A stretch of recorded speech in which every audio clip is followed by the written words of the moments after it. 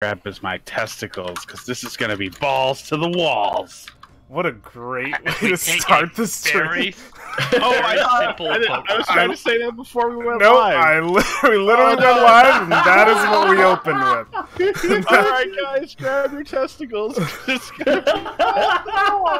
Man, we spend the whole episode shopping. To the wall. Mature check mark. Check. Oh, that's on a positive note, it it doesn't look like anyone is in the... There, right. Oh, I know, but the VOD is forever corrupted. This is a family-friendly show. No, it's not. It is. That's anatomy.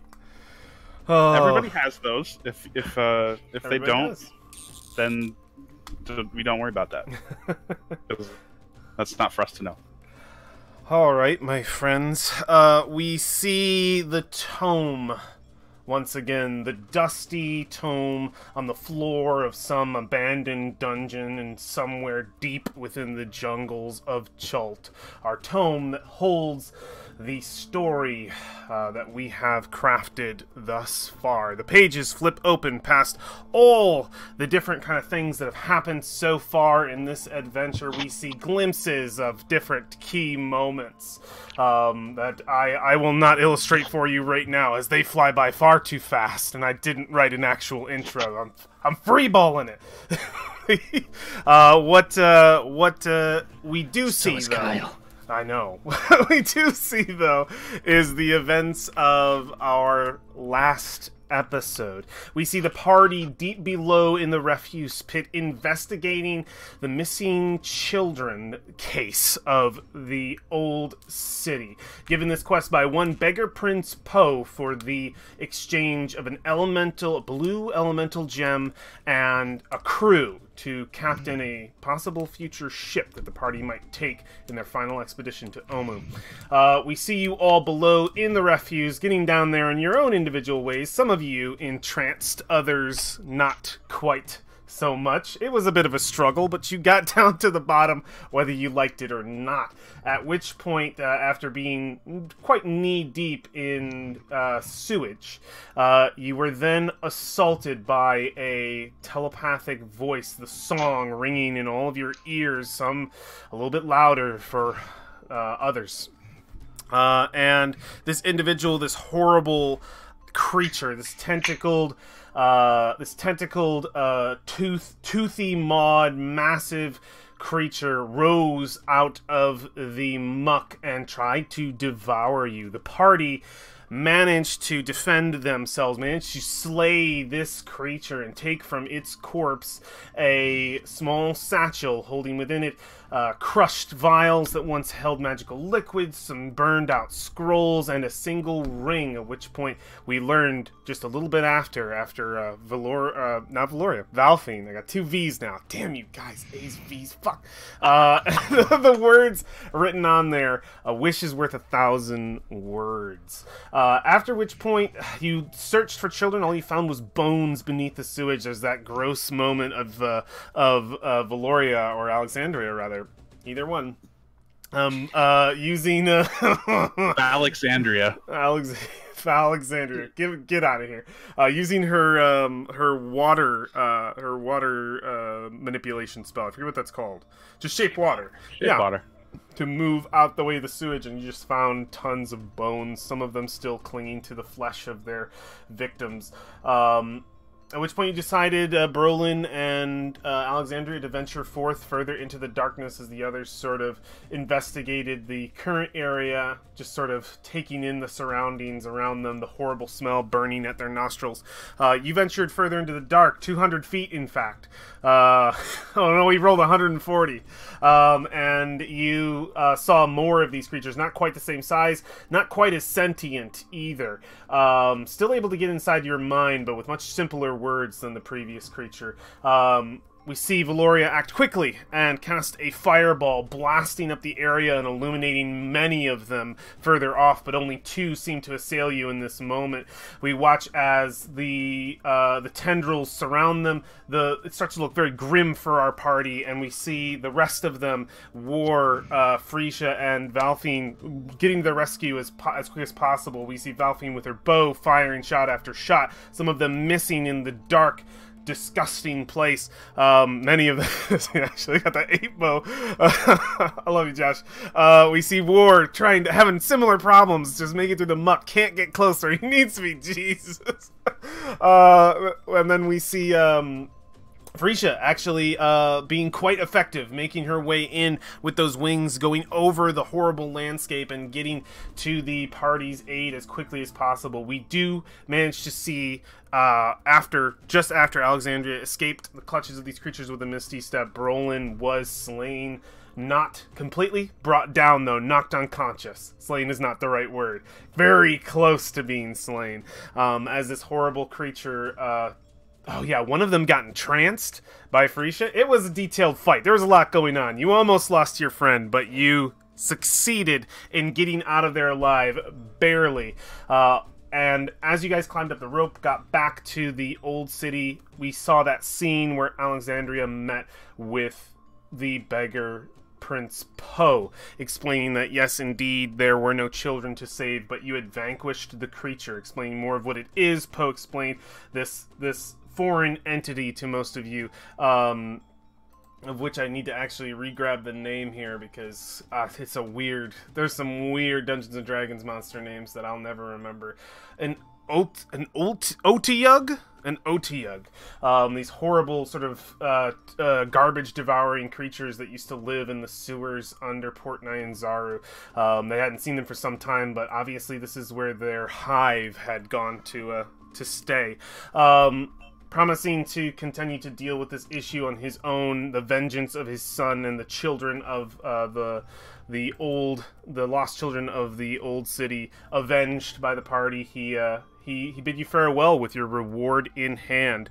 This whole situation, seen of course by the invisible Valfine, the only one to accompany Alexandria up to the top of one of the beggar prince palaces, the ziggurats. There was sort of a tender moment there of her saying, "This is for you," but Valfine saying, "No, we just need to get rid of it, but thank you." There was an embrace. They rejoined the party, at which point we closed on that scene, and the final scene that we saw from our last episode was one that I forced upon you, like the dick DM that I am, because we just had to get it out of the way. We see the party, most of the party, because I'm going to ask who's actually here and who's not, because I'm not going to make your character be here, obviously, but I am making our next scene the dinosaur races, just so that we can get it started, guys. It's been a year coming. And we saw that final scene of the party approaching the sort of race platform area, this well where the beasts seem to gather. I will re-give you guys that description, but before I do, let's actually change the music. We dip in. Oh, the book slams shut. We slip into that mouth, and we begin our episode. Okay, and I'm going off on a tangent, and we're going to do something besides dinosaur racing. Okay, very cool. No. Very good. True Alex fashion. Yeah, let me... Where did I put most of this? I love you, Alex. I'm just kidding. Let's see. I haven't been trying to prevent dinosaur racing. Other people have prevented dinosaur racing. Mostly Ed. I have prevented dinosaur racing the most. That's very true. Okay. First and foremost, who is here and who isn't? I will say that your dear comrade, War, who I will be Jaegering in this episode, you can talk to him all you want. I'll be him. I promise. I'll do my very best. Our dear friend Jacob is unfortunately sick, but he is joining us just to listen in. We want him to get better, so he will just be resting and listening to us. So he will listen to me with judging ears, I'm sure. Oh, my boy. Very cool. Who is here and who isn't? Brolin. Alexandria is not here. Okay. Alexandria is not at the races. I'm going to put you over in Kaya's House of Repose, since that's kind of where your guys' apartments area is. At least that's what I understood, unless you went somewhere else. Valfine, are you here?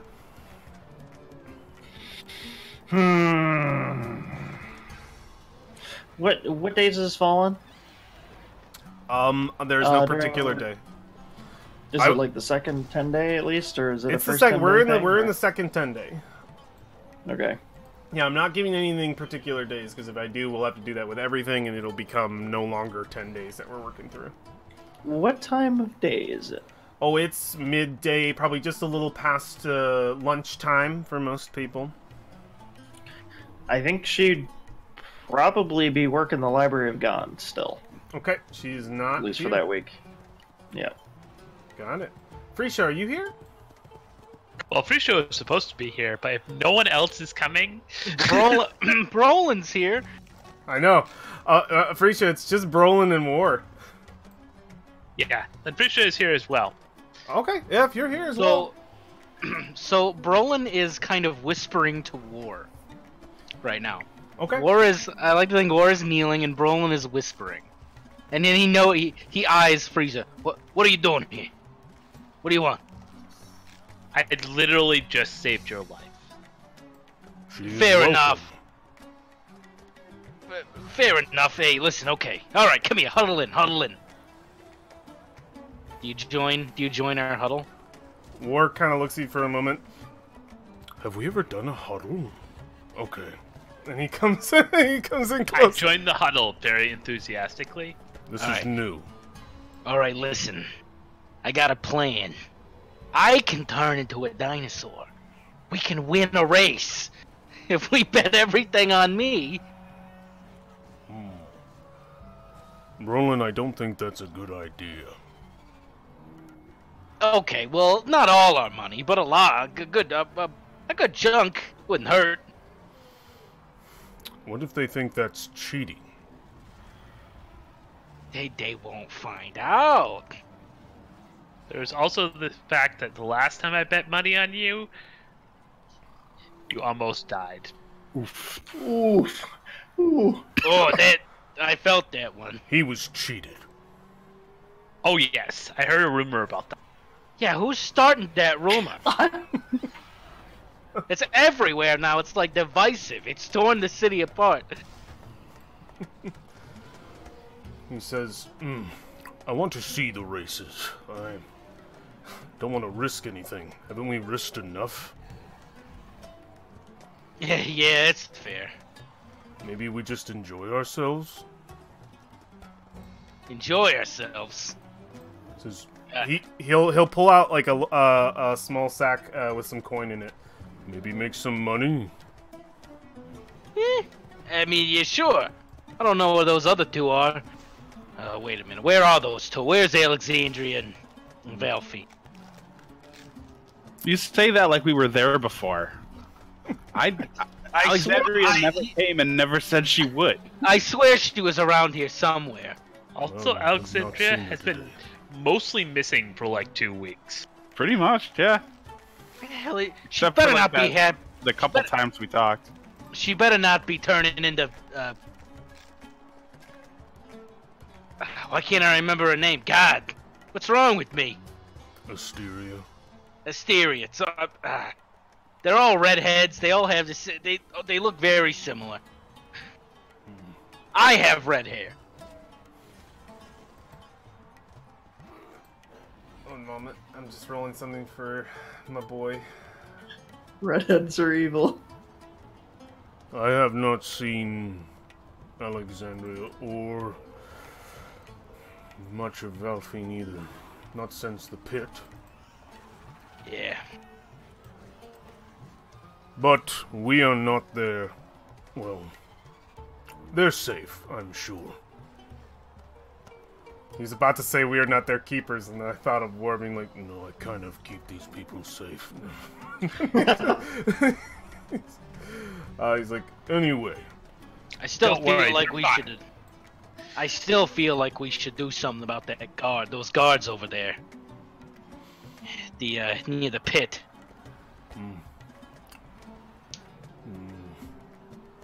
He just sits there and just hums. And then starts walking towards the dinosaur races. That's probably for the best. All right, fine. Excellent. Brolin and Farisha, you walk behind War, who actually looks, he's got some coin in hand, and he kind of looks like he doesn't like I think he's got like a sort of a walk about him of like finally some escapism situation. Like let's not talk about the troubles we're dealing with right now. Let's do a little bit of this for a moment. And it'll probably be like that most of the time with you, Brolin. If you're like, we should do this, we should make sure that he'll just be like, the races, just pick a racer, bet, something like that. All right. I'll remind you of the scene that you guys see. I'll repeat the words that I wrote so lovingly for you guys last time. You all turn to see the gathering crowds near the fish market of the harbor ward. Vendors are moving their wheeled carts out of the way to make room for the afternoon's races. Gathered around a watering hole held in a massive stone basin are many colorful beasts. Children of Ubtao, they are called. Many are painted in beautiful dwarvish designs courtesy of the dye works, some holding recognizable numbers and others Chultan symbols. They range in many sizes, from the smallest of baby raptors to T-Rex who brim on the edge of adulthood.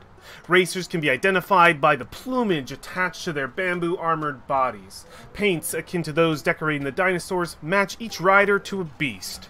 All the while, Chultan men in huge blue feathered hats that reach almost as tall as they are take bets from the crowd, handing back painted stones to those who participate. Those, too, seem to match a beast and racer. The area is a chorus of screeching, roaring monsters, excited voices speculating the results in the crowd, boasting racers claiming their future victories, and the ever constant scream of the feathered bet collectors calling for more entries. What would you all like to do? War is heading right towards one of the bet collectors with his bag of coins. Brolin and Freesia, what are you guys doing? You just right behind War? Yeah, we are. There's a reason why Freesia isn't rich right now. After how much money she makes. So she might be going to one of the bet collectors as well. Oh, okay, absolutely. Who she knows by name. Oh, yeah, absolutely. Let me get this. How are the kids? Kids, where are we talking about? No, I just imagined Freesia would be like, "Hi, Jeff. How are the kids?" Oh, like she knows the guy. Yeah, just like intimately knowing all the debt collectors. Oh my goodness. We would see War step up and point at a Hadriosaurus.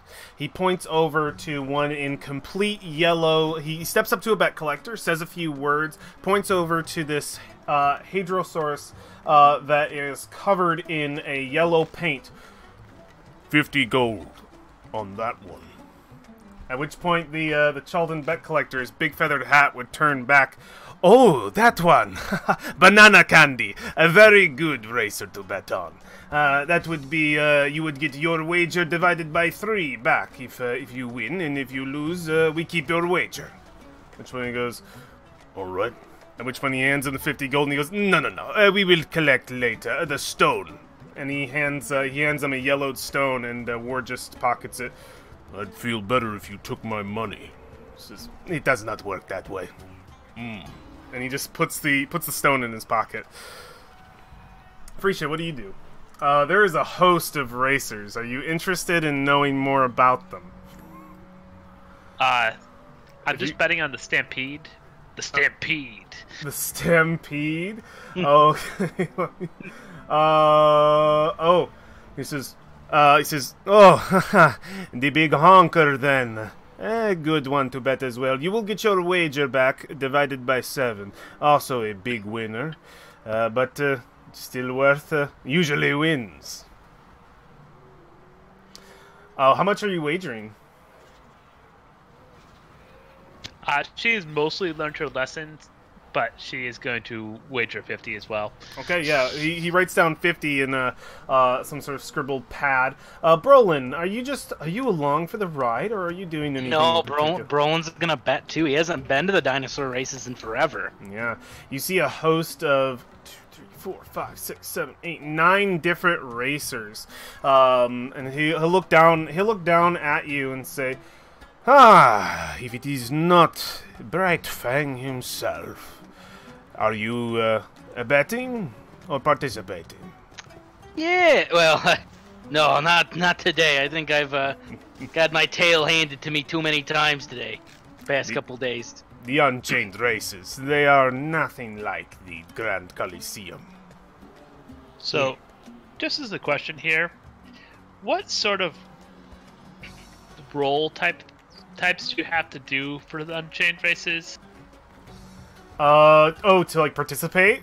Yeah. There is like a whole rule set of racing and attacking. Like if we get into it, we can do it. It's That's gonna take too much time. Never mind. Oh, it's okay if it does. It's fine. Other absent players can play other racers. It is a part of the game. But he'll look at you and say, "Are we betting today?" We're betting. Yeah, let me look. And just for comedic effect, Vlad is also here betting on something.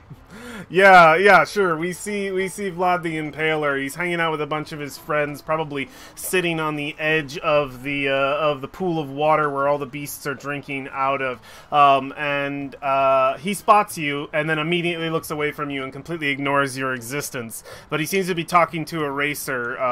You're not sure what kind of conversation. It's further away. Okay. I glare at him a little bit, then look to the other dinosaurs. Can I roll an animal handling check to see what I think what the best dinosaur? You don't have to. Big Honker is obviously going to be a definite winner most of the time.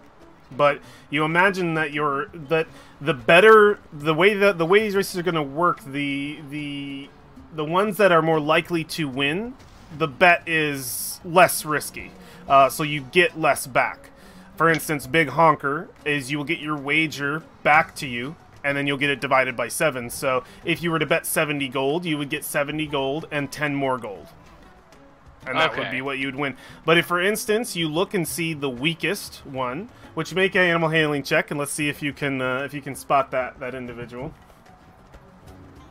12. Not bad. It's between two. The Jungle Princess and Mountain Thunder both look pretty weak, aging, like they're coming down. Like they probably went into a couple Unchained races and they came out alive, but they're not looking too good. They're seeing their years. They probably won't last much longer. You can probably easily ask on those two what you could get. Jungle Princess, you'll get your wager back ×5, and Mountain Thunder ×7. Ooh. I'm also putting in 10 gold on Mountain Thunder because I didn't realize that was a name. Yeah, he'll say, haha, 10 gold to Mountain Thunder. We appreciate the free donation. Don't expect for him to win. God, I'm trying to almost think of is there any spell that I could meddle with? But he will look to you and say, you will have to wait until the second set of races to make that bet. We only have 3 races a day, and each individual is only allowed to bet once. Oh, then I'm just betting on Mountain Thunder because it's funnier. And I'll just be like, my friend, I will take your money. 50 gold on Mountain Thunder, then. Oh, no, I'm not doing that much on Mountain Thunder. I don't trust Mountain Thunder that much. How much you doing? 10 gold on Mountain Thunder? 30? We'll do 30. Alright, 30 gold on Mountain Thunder, and then say, alright, no takesy backsies. Brolin, who you betting on? Animal friendship wouldn't do anything, would it? You're not going to be able to give the... Yeah, you can't interfere with this race. Oh, you can? But if you try to, I mean, I don't know what animal handling would do in this situation, but if you try to, bless or give a certain racer a boon, I would make your odds better, but if you get caught, you're familiar with repercussions in the port. They're not great. Yeah, no, they're not. Man, even a good berry? It's not gonna, make him race any better. It's just gonna make him full. And he probably already is full. Alright. The good berry acts like a sensu bean, and he just fucking goes full Piccolo and runs his way through. You know what? That would be great. I'm gonna bet 30 on what was his name again? There's Jungle Princess and Mountain Thunder, but he'll look at you and say, "You know, you don't have to risk all of your money. Your friend over here," points at Frigid. "No, she seems the risky type. You seem, and this might be me stereotyping dwarves, you seem more of the stable type. Perhaps you bet on Grung Stomper. You bet, you get back your bet equal." I can't believe I'm doing this. I'm gonna put 20 on Mountain Thunder. If you want to give away free money, then sure. Can I give my inspiration to Mountain Thunder? No. No. No, my friend, you can't. So all three of you have put a bet in. We're going to actually bet on this race, see who gets what they're getting. So the way the racing works is it works a little bit differently than you'd think. You're not betting on who's going to win as much as you are betting on for something to happen. A lot of bets are placed as in, I think this person will come first and this person will come third, or I bet that this one overtakes this one in the last round, or this happens. A lot of bets are placed. They're not all placed on, I bet for this person to win, and if my horse does, or my dinosaur doesn't win, then I don't get anything. Bets are placed for a lot of different reasons. There's 3 races a day, and this gives the mechanics an excuse for multiple of you to win, because you guys might differently vote or try to get different dinosaurs to win, and you all might win, and then you would look at me and go, well, how did they all win, Ed? They can. You don't always bet on victory. We're not going to go into the details of what your character bet on exactly, because then it could get a little hairy, but I have a mechanic for you guys, a macro. We're going to do 1 round, and then I'm going to go check on our absent players and see what they are up to, and then we'll come back, because there's 2 more races throughout the day. I think this is a good way to do it, so go ahead and click on your token. If you click on your token, you'll see a whole bunch of buttons show up, one being dinosaur betting. It should be on there. If you click on dinosaur betting, it should bring up an input value. What happened? I see dinosaur races down. It doesn't bring up an input value. It doesn't. So I'm going to roll this for you, since apparently it broke for you guys. Oh, I know why it broke. It's because... Oh, it would never work for you guys. It's got to work on my side. It's fine. I'll put it in for you, and we'll do it that way, because it works for me. So I'm going to pick the racer for... Let's do Brolin first. You did Mountain Thunder, right? Yes, 30 on Mountain Thunder. Mountain Thunder has a 1 in 7 chance of winning. He rolls a d8, and on a 1, he wins. If he wins, you get 7 times the amount. And you did 30 gold on Mountain Thunder, so we're going to hit, submit here. So I'm going to, this wager is going to do the math for me. Do you want me to roll the d8, or do you want to roll it? You know what? I'll do it. I'll be angry at myself. Okay, I am going to put the input value in, and it's going to spit out a number. Just don't pay attention to that. So, but it's going to do the math for me, which is nice. So go ahead and I won't roll it unless you get it, just so I don't have to tease you with how much money you would have gotten. Go ahead and roll a d8. You're looking for a 1. Aww. That's fine. I would like you to do the same, Freesia. You can tease me. Just, I believe in the system. Okay, alright, cool. A wager of 30. I have to type in the wager one more time. It's so weird that that doesn't work.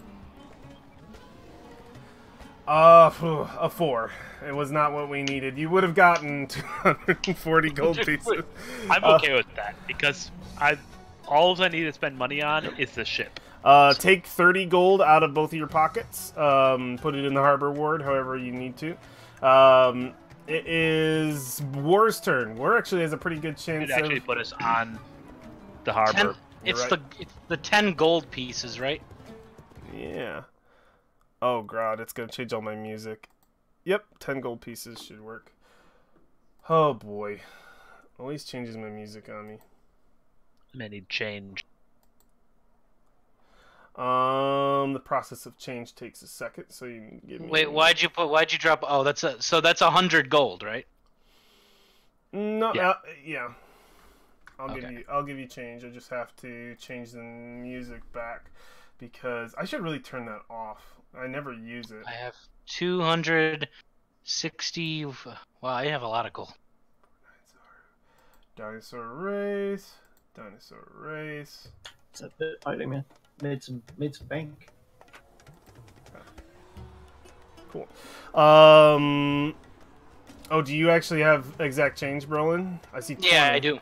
Yeah, you did 20, The last right? one's on the other screen. I dropped you 3. Okay, cool. I'll grab the other one on the other screen. It's all good. And then you need 70 gold back? Yep. I should have left that was gold on there. What's wrong with me? Let me throw you 70 gold. I'm going to take this hundo. Ah, the fun of betting. Losing your money quickly.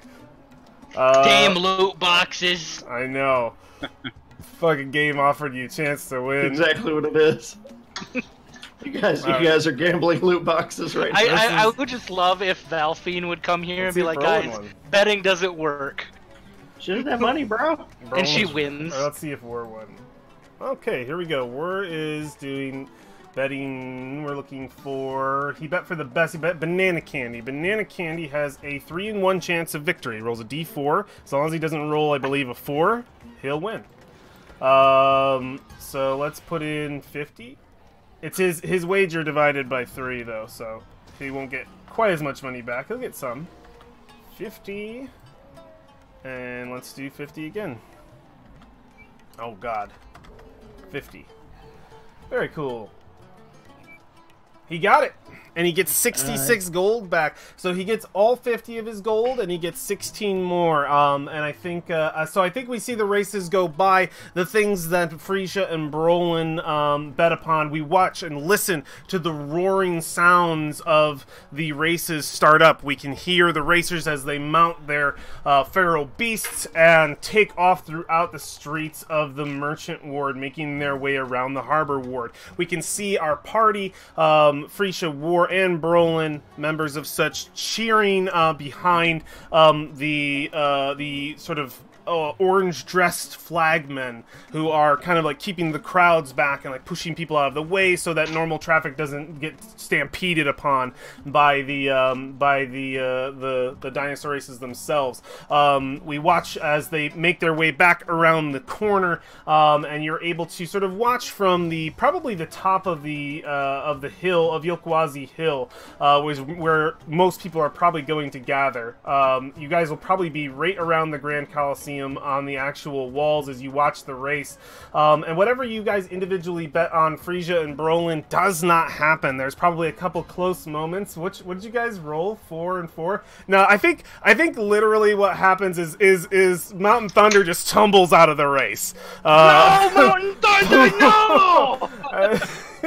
Get up! Yeah. Get up, Mountain Thunder! Falls behind and is unable to achieve whatever it is you bet on, whether that's placing at all or getting ahead of another racer or actually winning. Mountain Thunder is unable to succeed in doing much this race. War's bet on Banana Candy, though. We see Banana Candy come up and around, passing third and plugging into second in just the right amount of time, and War probably I can't imagine War getting really excited or cheering, so he probably just goes, good. And just kind of like just nods his head, and you would see the blue feathered caps of the men, the betting individuals, the bet collectors, and they come by and they say, "Congratulations!" The same one probably. "Congratulations, Turtle Man. 16 gold pieces for you." Jacob, I know you're watching, so just remember you have 16 gold pieces. I'll give it to you later, I promise. And he'll look to Brolin Frisia. "Bad luck, though. Thunder does not always win. Not a lot of lightning left in that one." And he'll keep going. "Maybe you bet on the second race. Maybe you do better."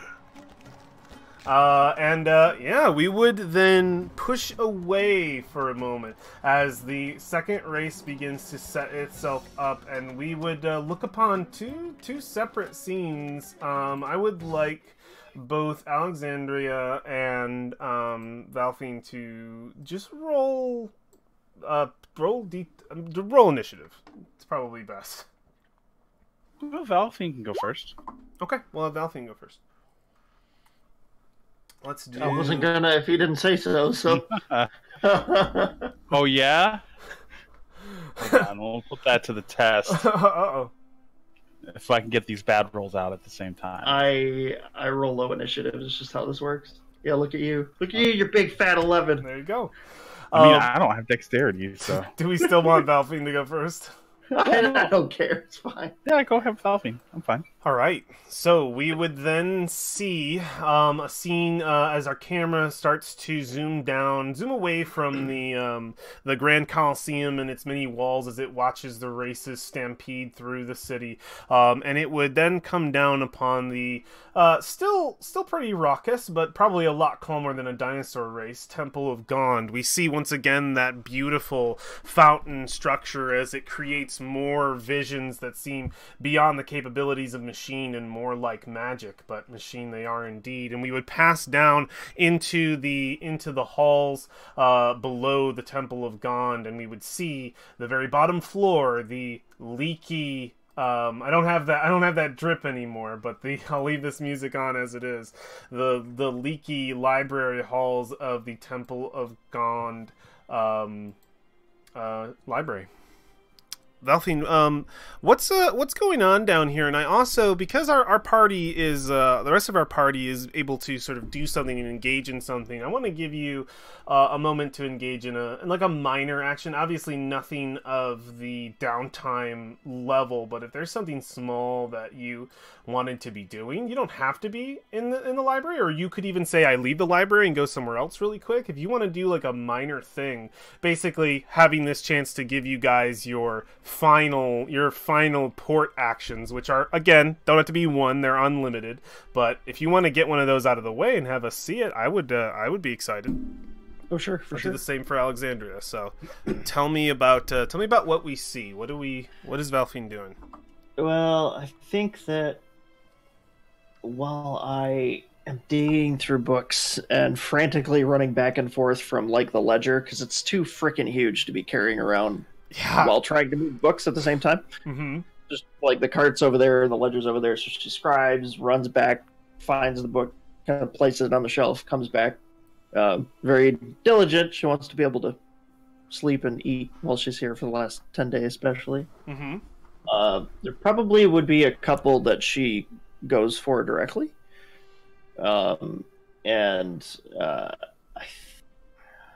She would be digging for...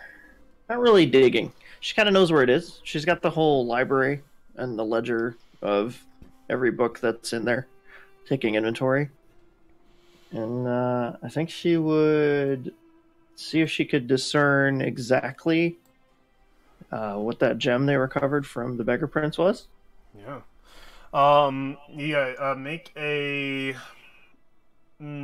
Make an investigation check with advantage. Oof. So, let me get my character sheet open. There we go. Finally woke up. You good? Oh, shit, that's normal. I gotta roll again. Yep, one more. Oh. I'm giving you advantage because of your sage background. That's impressive. Wow. You can't... That is super impressive. Fucking Valfine, man. Jesus. I can't believe you did that just now. Anyway. Would you rather the 8s? We see you slam a book and some dust come out of it. Your brow heavy on the tops of your eyes. Nothing anywhere. This is the same chamber that revealed to you some information about primordial artifacts, but nothing on this gem.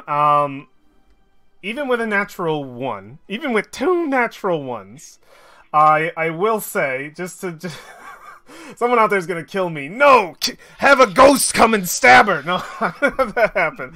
You would probably be pouring through there, and I imagine there's a moment where that we might even get a vocal, like, hear Valfine, like, how is there nothing on the, like, just utter frustration.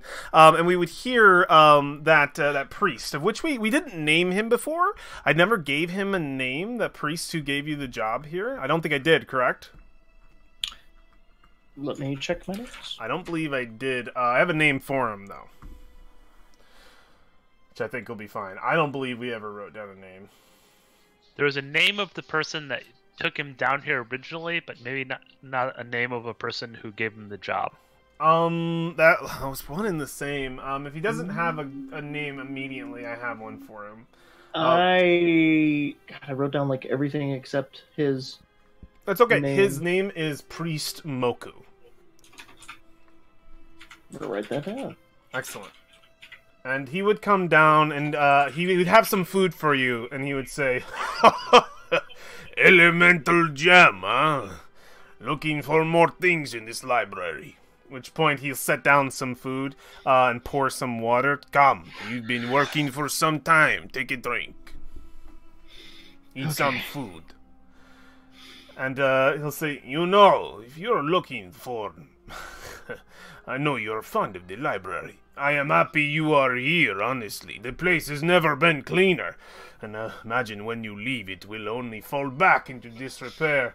But you've already explained that you will not stay, not for long, but we are happy to have you. But you like this place so. It is not the greatest font of knowledge here. You seem to be more interested in magical things. Perhaps you should enlist, or, well, try to at least, Wakanga Tomo. He is or maybe one of his agents. There are many in the bazaar.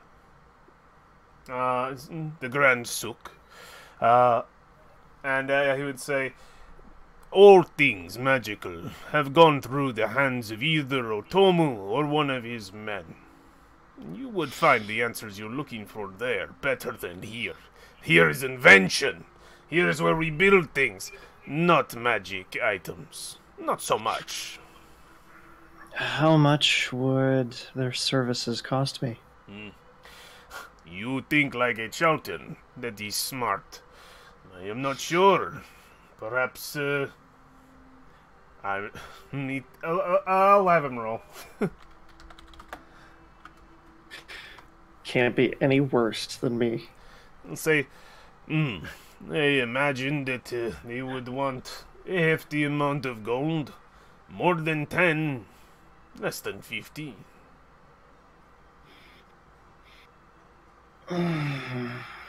Okay. Especially if what you are looking for is half the stuff you're looking for.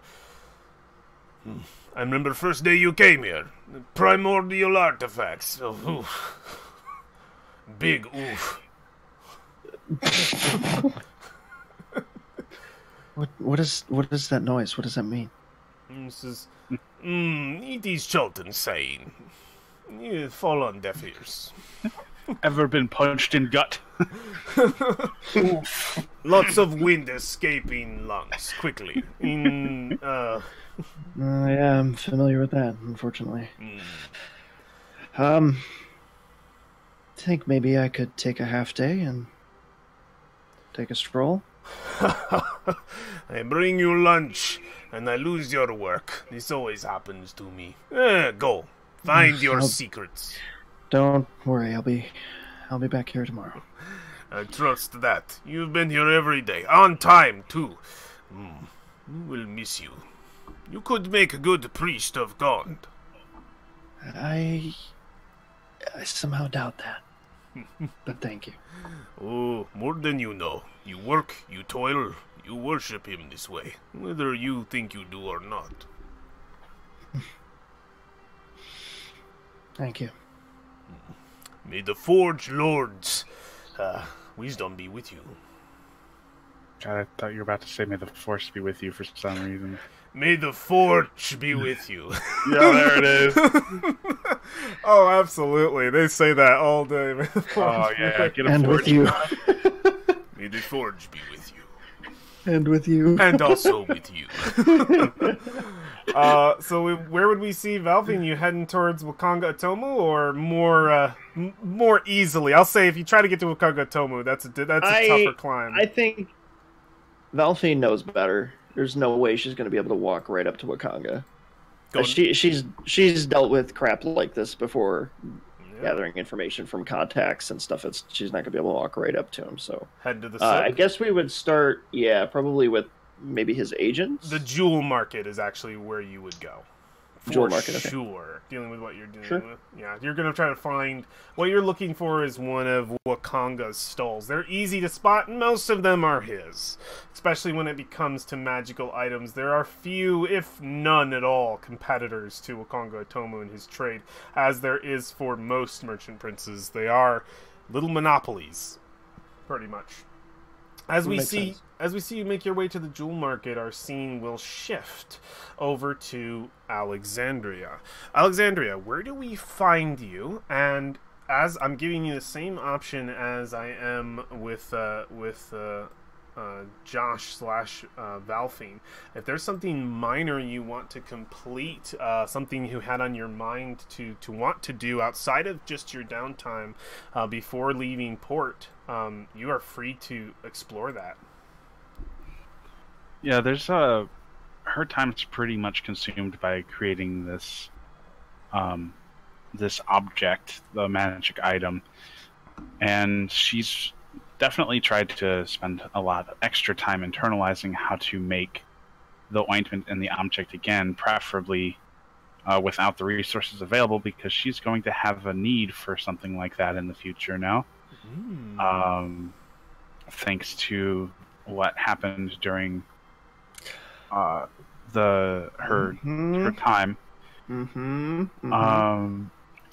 She's also spending time, just when she has the energy, reading about Chult and the deeper jungles and things that people have talked about it. Just trying to find every little bit of information she can, because she is terrified of where they're going and absolutely driven to be as prepared as she can be, because she wants to change the declared portents in her favor, and she's not sure she can, but she's trying anyway. Absolutely. So really, I love really, that. it's just her being a total shut-in with whatever books she can grab, and not seeing anybody. Excellent. Cool. So you're interested in making basically a recipe out of this thing you're making so that you can do it again, possibly easier than you did before. And you're also interested in learning more of Chultan lore. Those are the two things. Very cool. Because these aren't, and I'm sure this is going to make sense to you as it makes sense to me, because these aren't actual downtime activities. It's not going to work the same way as research. You don't get to choose a topic. But you do. I'm going to give you some roles for these things. They're individual things that you're trying to do in your spare time. They're very minor. The downtime activity. I don't know if you can call them that. These are mini actions. The recipe situation, I'm really interested in that. And the details of that is you just trying to keep a detailed, organized sort of I'm going to say scripture, a detailed, organized scripture of the process that you're going through, so that you can repeat it again, possibly with more ease. What kind of role do you think this is? It would probably be Arcana, because this process would be her trying to figure out, is this just an ointment that is enchanted by the runes and stuff in the glass, or is the glass more to preserve a special ointment made through magic? And she's just investing time into figuring out which one of those is the actual thing. Because she might be a wizard, she doesn't actually understand magic. It's kind of just something that is given to her through her oracle-like interactions. So just because she can cast all these magics doesn't mean she understands why they work. So that's something she's been spending a lot of time trying to figure out. And hopefully, she's really hoping that it's the ointment, she's hoping it's the glass, because she can get regular ointment, which means that it can just be refreshed and not be a huge issue. But yeah, I'm assuming it's Arcana, because both those things still deal with magic. Absolutely. So I gave Valfine advantage on the last one because I'm pulling on that sage background. Your background is you're the wilderness type, right? Yeah, this is nothing. This is nothing to do with that. You're working. I'm not going to give you any kind of disadvantage, but I think this is just a solid roll to see how well you can record the actions you're taking. Just a straight Arcana roll. I wouldn't give you disadvantage either because it's in line with what you're doing. So it would make sense that it would be something you were trying to keep up. So let's don't worry. This is really important. He's not going to fuck it up. Okay. Okay, well, all right, so she's been really distracted for good reason, so, this is hard to concentrate. You have an ingredients list. We see you writing it out, and possibly we see a moment where you're just like, oh, no, and we see you, going back, oh, I missed some stuff, and you're just, trying to figure out what it is. You're, going through, the stuff that you have, but some of it's already been used, some of it's already been consumed, and you're just, and it's assuming, I think this is what I got. God, it's been so many days, and you're just writing it down. So you have an incomplete ledger of what happened. Wormweed, does this heal rashes or does this cause rashes? I don't remember. What did the man in the bazaar say? What did he say? That would totally be a moment, and it's just reflecting your stress of having to deal with this. So you have one, it's incomplete. You imagine that you might have to, you might be able to use it coming back to this again, but you're not sure how much help it'll be. Very cool. Let's save your other one for after the second round of the races, since we have kind of a part 2 for Valfine as well. I would like to say in my Wednesday game, I roll 20s in combat. He rolls 2 1s in my game in a row. I roll 21s. I roll 21s. All right, we move back to fair. Back to the action of the day. Back to the stampeding streets of Port Nyanzaru. We can even feel the shaking even now as some of the practice races go by, preparing for the two-legged race of the day. We see dinosaurs on 2 legs rather than 4, but they're all given the same names as they're on the same teams. Banana Candy is still Banana Candy, it's just a 2-legged dinosaur rather than a 4-legged dinosaur. As we move into the 2-legged race, we can hear the stampeding go through the streets, as I said before, with the practice. The crowd around you is quite loud, and it's sort of filling the walls of the Colosseum, as it is almost the highest point in the city. The Mount Simbasa with the Hall of Gold is the absolute tallest, but you imagine that the priests of Joaquin are not super. I mean, you know what? They probably would be, now that I think. It's frickin' Joaquin, the god of gold and commerce. There would absolutely be people on Mount Simbasa as well, but they're probably the higher class, because that's the tallest point. They can see the whole race. The next sort of middle class area is Yilkwazi Hill, where you can see most of the race, but when they round Mount Simbasa, you miss a good 20 seconds of what's going on, but still decent enough seats. But the walls, the parapets are absolutely filled. The new races are starting up, but before they do, any conversation between Freesia, Brolin, and War, anything happening in between race? I think War has found himself a bag of the Chultan version of peanuts, and he's just eating some of those while he's just standing there, kind of above both of you, quite tall, just sort of enjoying the show of it all. Pretty sure it's ready for travel time now. Oh, completely ready for travel? I think so. Oh, you're not going to do a second race? Nah, I think I'm good. All right, we see Frisha go to step away, and you can hear War. Leaving already? There's more races. Oh, she's not leaving the races. She is going to get better views because that is her real job. Oh, you're gonna try to get into Mount Simbasa? Yeah, we would see Frisha make her way across the bridge of the from the Grand Coliseum towards the Hall of Gold. He'll look over to you, Brolin. Are you still betting? Yeah, I'm good for one more. I'm getting my press pass. We haven't had a day like this before. Just relaxing. Do you want a peanut? Sure. Yeah, you can munch on one of the snacks. Brolin, who would you like to bet on, and would you like to see a list of the racers? Because you're actually given a chance during this sort of practice phase to peek at the actual racers there and their odds. Here. Yeah, I'll do it. Here we go. Show everybody this.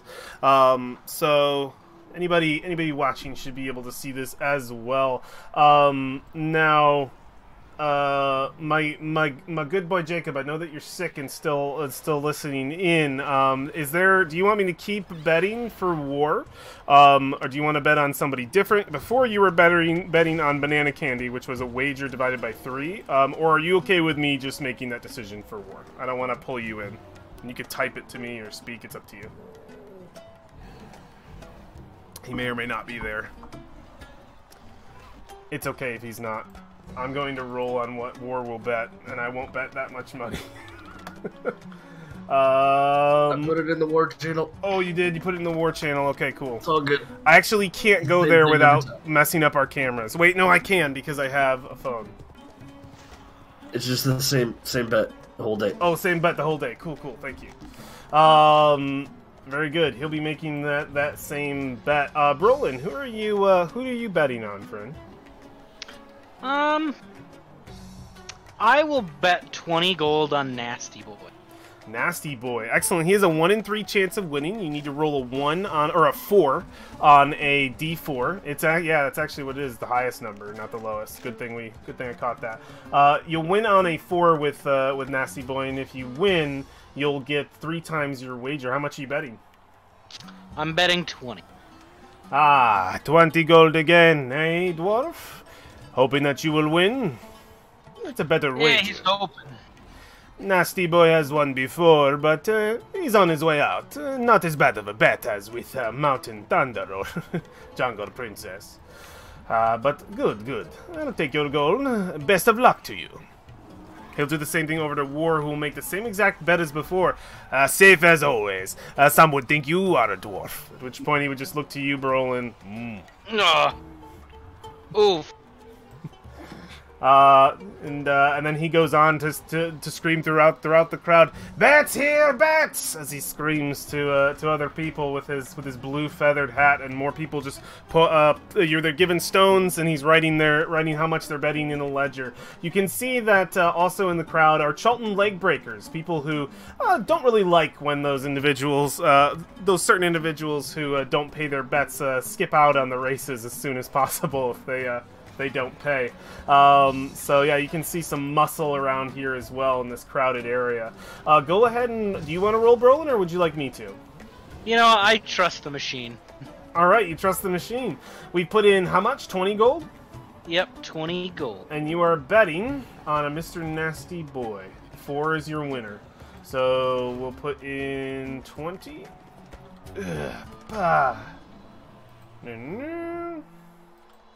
So this wager I'm giving you back if you win, it is including the money that you did. Okay. Oh, unfortunately you failed. 20 more gold to the harbor ward. And let's roll for War. He's doing Banana candy. Excellent. I would think he would do Ooptao's favorite, but he's going for banana candy the full way. That's who I would have gone for, but banana candy, staying vigilant. Throw it in the harbor. That's about as good as it is right now. War's winning. War won last time. Damn. More referring to Roland, but yeah. Yeah. So yep, he'll win anywhere from 2 to 4 on a D4. So let's see how War does with banana candy. Another 50 gold pieces being bet. Ugh. Submit. And let's do it one more time, since that's how this macro works. It spits out the money I need to spit out. He got it again, another 16 gold pieces.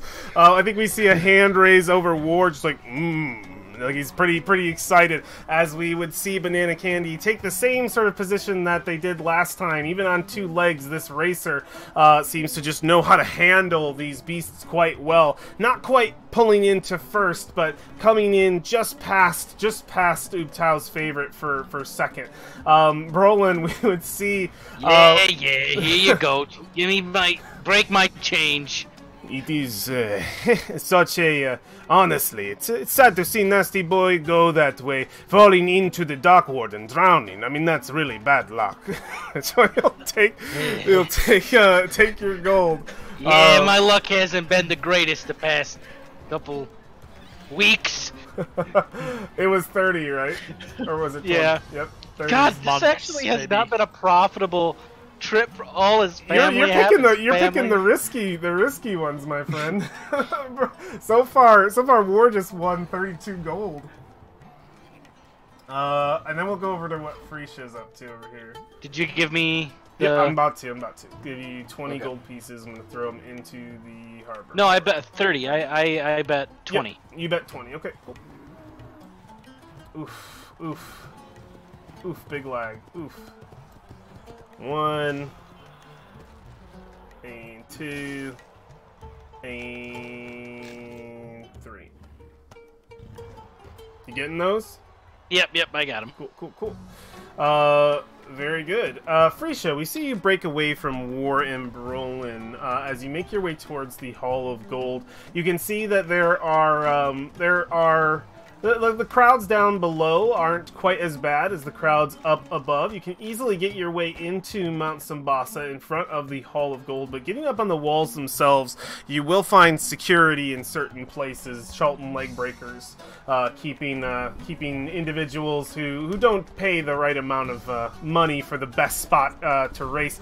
You would see them accompanied by a couple of priests of Joaquin, also sort of facilitating the area, as this wall belongs more to the Hall of Gold than the city. What are you doing? Oh, I go up to my normal guy to get myself a spot in the wall.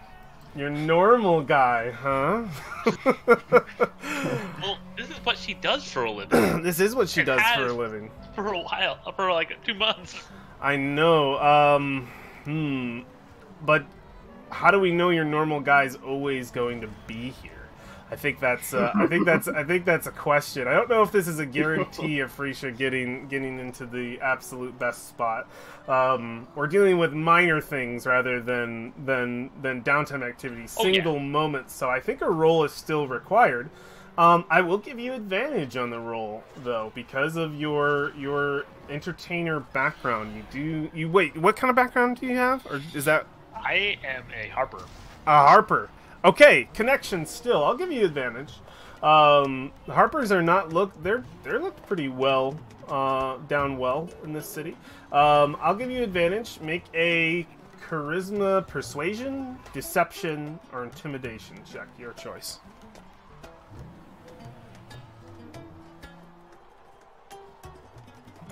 It's hard for me to get on walls. Okay. Yeah, you easily find your man. You probably look out into the crowd, and we see that same Chultan, and I gave him a name. I gave a name to you, the merchant of the Red Bazaar. Do you remember the name? I do. I had to look it up. It's all good. We would see that individual, and he would look, Frisha! Mr. Losi. Yeah, you see Mr. Losi. Frisha, what are you doing on the ground? Come up. Sit next to me. I have a booth just over here, the best spot to see the races. You are here for those, are you not? Well, of course. You brought your instrument, right? Yes, I will even play him music. Excellent. Yeah, you can do so. It says, I want to show you off to my friends a little bit. You are quite a talented person. Oh, that was a terrible roll. Yeah, you start playing, and he's just. I think he's more or less just like, see, she's a pretty good, and his friends will just kind of like, they'll be like, yeah, no, it's nice to have a little bit of music for sure. Let's go. Come, please, sit wherever you like. And you can get a perfect view of the races, at which point an individual not in one of those huge feathered hats, you would instead probably see someone dressed in the garb of Joaquin, but not quite a priest. Probably an acolyte or something of the sort. Would step up to you, up to the booth. He's like going around the booth and would ask you, Miss, would you like to... And it's a half-elf, a young half-elf gentleman. Would you like to place any bets for this next race? No, I'm watching. I am a reporter for this race. At which point, Mr. Losi would elbow you and go, come on, Frisha, leave a little bit. 500 gold pieces on Mountain Thunder. So I guess I am bullied in. Bullied into betting. Yeah, we're gonna do 20 on.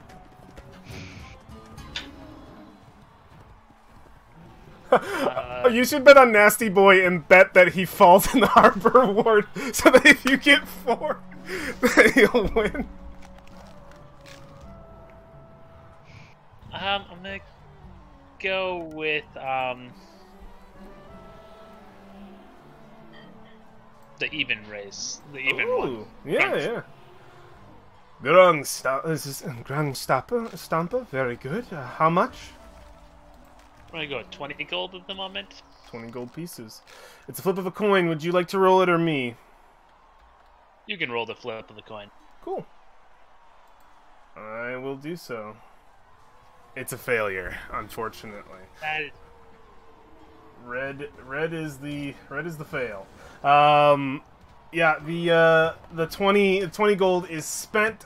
We watched the race go by. I want to see if that guy got his money back. That's okay with you guys, really quick.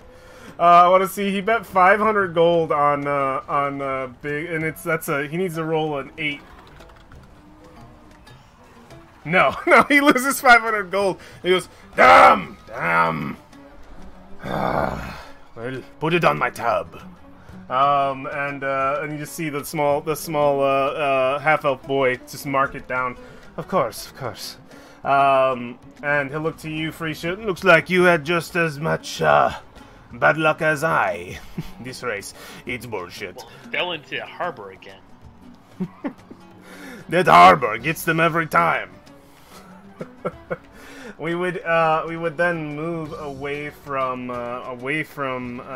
Frisha, off the wall and back towards Valfine. If at any point those who are engaged in the races want to disengage from them and go into something more like what Alexandria and Valfine are doing, by all means we can do that. Frisha's semi-done that, but her things still involve the races, so I offered it to her. But oh god, I moved you. Sorry. You're on the walls over here. Cool. So let's shift our music around then as we make our way over to a market. Yeah. Slowly going to shut these off as I lag to hell. It's all good. City, Harbor, Villa, Harbor Ward. Where's my crowds? There we go. Crowd large. Actually, no. You're in the jewel market, right? Mm-hmm. Yeah. Should be crowd small. There we go. Cool. Crowd small. You enter into the jewel market, Valfing. We can see the many stalls of individuals. It's not as packed as it normally is. Something to note about the jewel market itself. Many different tents sort of huddled together, but you can see that there are plenty of guard posted around the jewel market area. It's a difficult market to enter, as some of the most expensive goods, luxury items are traded here. You can also easily spot with your perception there are many spies among the crowds, looking for pickpocketers, looking for anybody trying to steal. The jewel market is an extremely secure area, probably paid for quite well by the merchant princes who do not want to see any kind of theft happen in the most expensive market in the city. So as you enter in, you can easily see some magic gem item stalls, or just sort of rings or jewelry of different kinds that are labeled as magically enchanted or could be enchanted. And it's one of Wakanga Tomu's stalls. What would you like to do here? Can I see Wakanga's stalls? Yeah. Is one close? Easily. You can easily see his crest, which I believe is probably, it looks like a stray dog sitting on a pile of gold, much like a dragon, with a big old happy face on it, but no eyes. It's blind. That's, it's depressing. It's a happy dog, it's just blind. On a pile of gold, sitting quite triumphant like a dragon. Can't even see the gold it's hoarded. Maybe that's something to say about Wakanga. I suppose, yeah. She's gonna kind of roll her shoulder. She's been lifting heavy books all day, and she's gonna move toward that one. The one nearest to her. Yeah, you can see a host of gems sort of splayed out just behind a sheet of glass. And as you approach, you see, I think, a fairly skinny individual. He's got a tight little pointy beard at the tip of his chin. He's probably 50s, getting up to be 60s. He wears a hat that's almost perfectly square on his head, and he wears colorful Chultan clothing, a robe that drapes all the way down to his feet. Ah, welcome. You see anything that you like? Actually, I'm not here to buy. I'm here to, I have a couple questions. Questions? What kind of questions, my dear? Me and a group of my compatriots, we came across a gem, and I was hoping you would know a little more. An appraisal is what you are looking for. Yes, no, this is something that I offer. Yeah, I suppose that's a... I should have thought of that. May I see the item in question? Please, show me your baby. Yeah, I guess it is a baby at this point. This thing is freaking crazy. Yeah, I guess she would have taken it with her if that's where she's going, for sure. She will hold it out to him cautiously. Do you have to hold it? Well, no, I guess. Hold it out for me. She's gonna, like, her fingers are attached to this thing. She does not want to let it go. He brings down the sort of headwear that he had, this single sort of strap around his head with a like a little monocle, and he brings it down and looks at it. Well, looks like you have something quite expensive on you. I have a good idea what it is, but I can guarantee it for a price. I was afraid of that. How much for you to appraise this? Make a charisma persuasion check. Oh shit. That's gonna go well, guys. Our party's good at those. I love charisma. It's my favorite. It's the best one. Then why did you pick a class that doesn't need it? He says, Gems are my speciality. For you, 15 gold pieces. 15? Mm-hmm. Fair enough. And she'll, with the other hand, like, keeping close eye on what she's holding out in front of him, she's gonna reach back into her pouch and hold out 15 gold. And he takes it, just sort of pours it in his hand, puts it in a cup, to sort of weigh it, and he says, everything checks out, at which point he'll take it to the back for a moment. He takes about 10 minutes and comes back and hands it back over to you. Quite a uncommon specimen. I imagine that you could catch quite a price for it. I would say anywhere starting at 100 gold pieces, moving possibly into the 500-600 if you find the right buyer. It's definitely magical. Do you know anything about the magic contained inside of it? I can find out for an additional fee. The appraisal is only 15. How much is the additional fee? Oh, you're talking about a spell, or the knowledge of which a spell could acquire, and I may or may not already have that knowledge. Convince me. Make another persuasion check.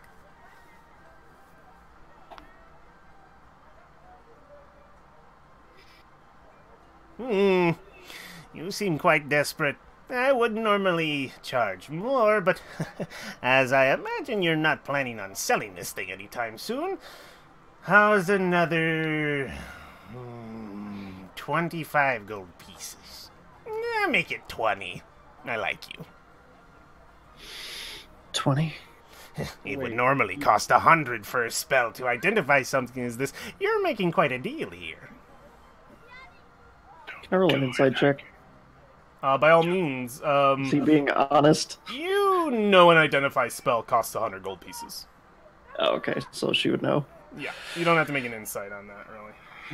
He's definitely trying to get more money out of you situation with the appraisal versus this, but it's a very businessman situation. You have a friend that has identify. I know, give me a second. Okay. You say 20 gold? Yes, and I would be able to tell you. I could walk this up the street to one of the temples and have one of the clerics identify it for me for... More. More, you think? I guarantee. I think I'll take my chances. I'm just gonna pocket it. Look at you, up and down. Are you trying to get a better price out of him, or are you cutting it off? It's up to you. You have to. I have to ask you to make a roll. Make a deception check if you're trying to get him to like come back to you. I mean, if it's a ploy. We'll see. Is it a deception check though? I'm asking you. Sure. Okay. Sure. Yeah. Go for it.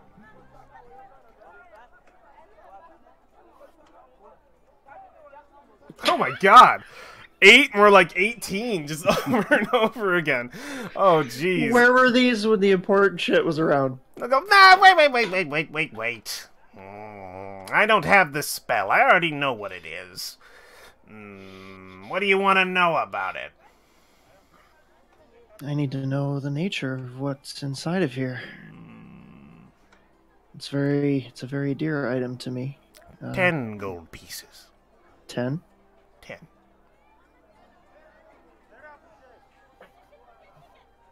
Okay. You hand him 10? Mm-hmm. 10 more? 20 total? Let me see it one more time. May I hold it again?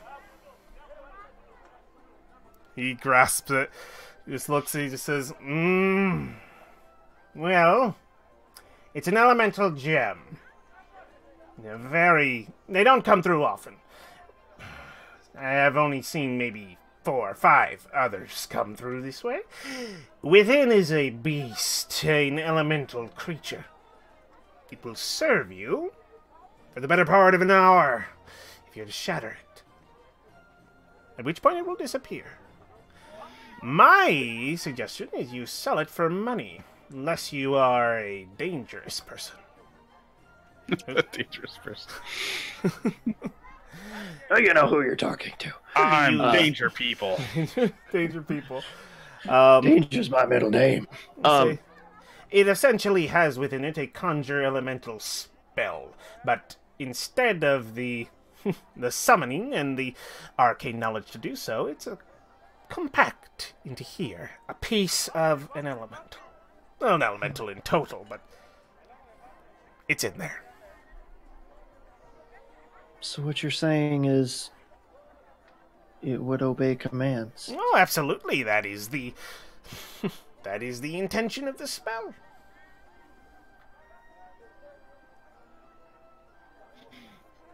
Do you know what kind of elementals contained inside?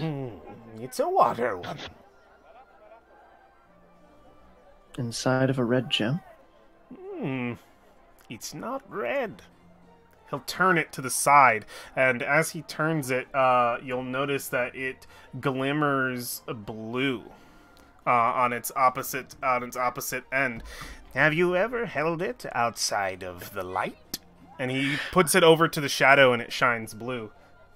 I don't know, my passive perception is 18, and I seem to have missed that. It was originally a blue gem. Always, I don't think I ever said it was red. I thought it was red. I think it's fun cosmetically to say that he puts it in the shadow and it's blue. Yeah, that is fun.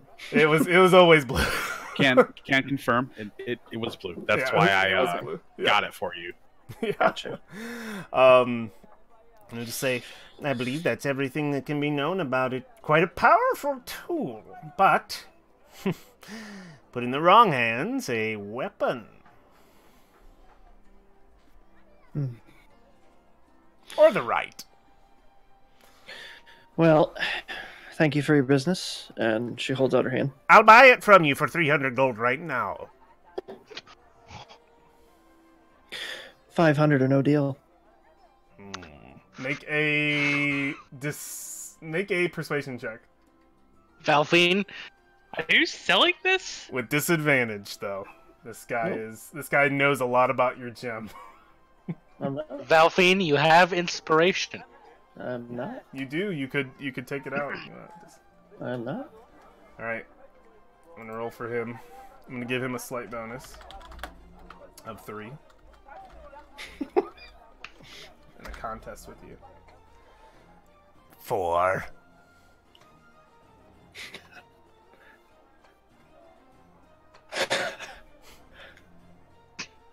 400. Take it or leave it.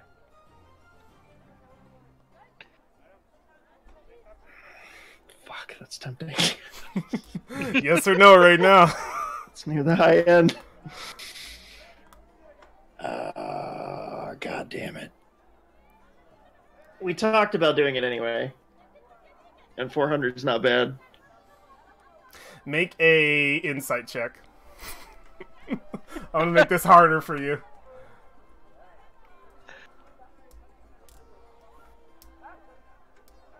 You feel a tug come from the gem as you even start to think about parting with it.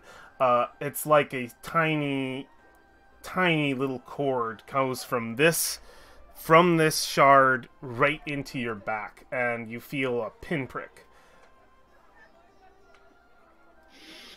But it's not enough to stop you. It's just the gem doesn't seem like it wants to leave you.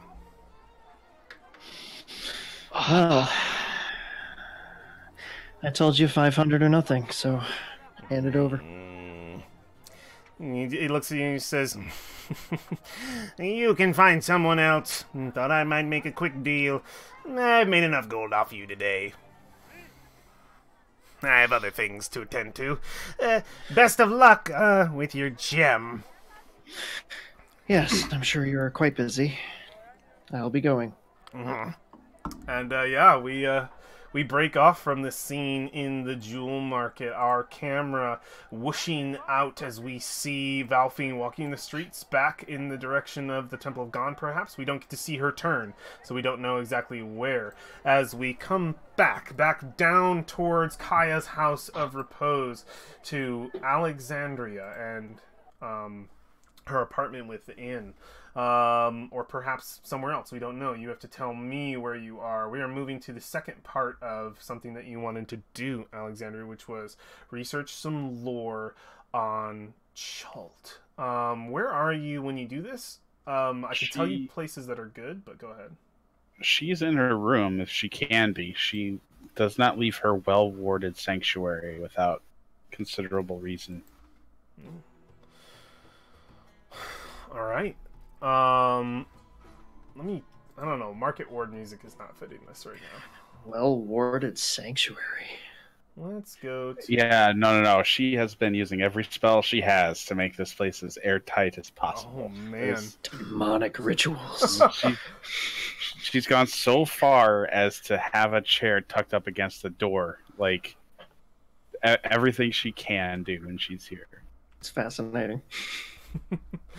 We would see you pouring through a couple of books that you were able to sort of shimmy out of a library in one of your outings. Probably, I'm imagining these are extra. You're looking for like literature and knowledge about making this magic item, and I think it's like we maybe see a scene of Alexandria stopping. She's got like 4 books in her hands, or maybe some materials or something, but she stops at a bookshelf and just sees a couple, like it maybe happens once, maybe twice, maybe even 3 times, where she's stopped by a title and just snags it. And it's something about Chult, something about the land around you, and you're just snagging these books. Some of them fiction, some of them might be history, but we just see you grabbing a couple of extras to put on your pile.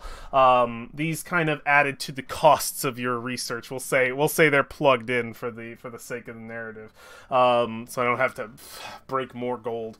So yeah, you've grabbed a couple of these, and you wanted to look into Chult. What does that look like? Any detail you want to add here? Well, it would really more just be, this is something she's doing in her free time when she isn't slaving over this magic item. So it's more of just a curiosity and something to keep her mind busy on other goals that aren't the same one the entire time. But still serving a purpose, because she's very one-track mind right now. Okay. We would see in some time when you're trying to free your mind, you pouring through these books. Mm-hmm. Perhaps in a more comfortable chair in your chamber than the one at your desk normally is. Make a... No, curled up in bed sheets on her bed. Curled up with in like books strewn about. Make an investigation check for me, Alexandria. Tensor's floating laptop desk. Oh my god, that's absolutely what's happening. Are you kidding me right now? Yes. What kind of check did you need me to make? Books on a leash. Investigation.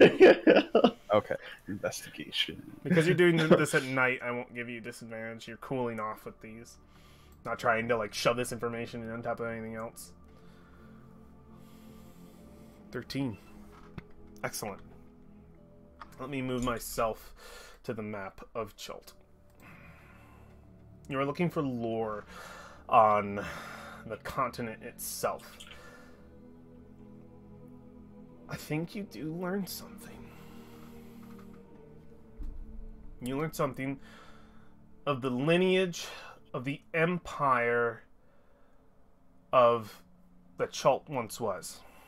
The beautiful, lush, vibrant, rich, civilized empire that 1,000, maybe, well, hundreds of years ago, maybe even 1,000. Some people have lost track of time. Years that Chult was once one of the most civilized places of the world. And let me just gather my notes real quick for this information, because this is quite important that I get this timeline correct. Not your guys' notes, my notes.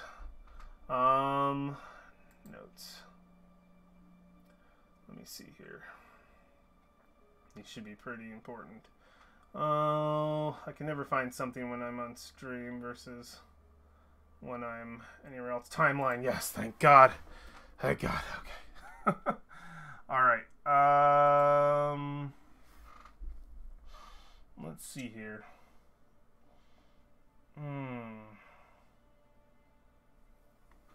You read about an empress of Chult. Very long ago, 300 years or more. The exact date is difficult to corner. An empress by the name of Zalcor. She has a tragic tale about her. You're only able to get brief snippets. You can't get everything, but she was in love with someone that she shouldn't have been. Someone of her military. She had an affair with this person, and it sort of spelled the beginning of her downfall. She was a woman who loved her image, who was more obsessed, some say, with herself than with ruling or with anyone else. And it all started to just sort of go down for Empress Zalcor after this affair just started to take over her mind. Things got worse and worse, and she was exiled to a place that you can't find any more details on. A place you've never heard of, anyone speak in Chult or anything of the such. Just another lost name on the pages of Chultan lore. Where these places have gone, no one knows. A city, a garden built for her to keep her exiled. A place called Nangalore. But you find no other information about it. Okay. Yeah. A bit of Chultan lore, not specific to anything you're looking for now, but something you read across. A bit of drama, a love story, in old Chultan Empire lore. There's probably some other writing on it later on, but you see that the book you're looking at is like mostly, it's not a book of histories, it's a book of tales told by bards kind of situation, bards of Chult. So what kind of truth it has within it is probably romanticized. Okay, cool. Excellent. We would see you close the book, set it on your nightstand, and take to rest. Another weary day of work passing you by. There's only a few days left for you to complete your item that you're creating. We would probably blur out on you and focus in on the desk that you're looking across the room at to see the item in question in sort of creation, and like in, I don't know what stage it's in, but what do we see on your desk when we sort of zoom out and zoom or blur out on you and focus in on the desk? What state is it in? Oh, there'd be an array of spell and design books around the desk with a central area cleared out that has a mechanical vise holding up the glass vial, as well as glass blower's tools and a hammer and chisel to make all the delicate engravings that it needs to maintain the magic over this ointment. All right. Absolutely. We would see the alchemical instruments strewn across the desk, and then we would fade out of this night to Alexandria, and we'd come into the nighttime. It's dark in Port Nyanzaru, but lights are still on. The Unchained race comes with a third unexpected one that you didn't know of, Brolin, and you're probably like wiping up some sweat now. The Unchained fight happens in the dark as well. Each racer is given, and these racers are still given the same names in the situation, but they're not the same riders. They're just given the same names, the same paint colors, but they are older. Let me turn on the music for this, because we're at Chultan nighttime right now. Yeah, let's get that night going. But we yeah. You can barely hear that over there. Let's get the dinosaur races. Yeah. Very cool. Alright.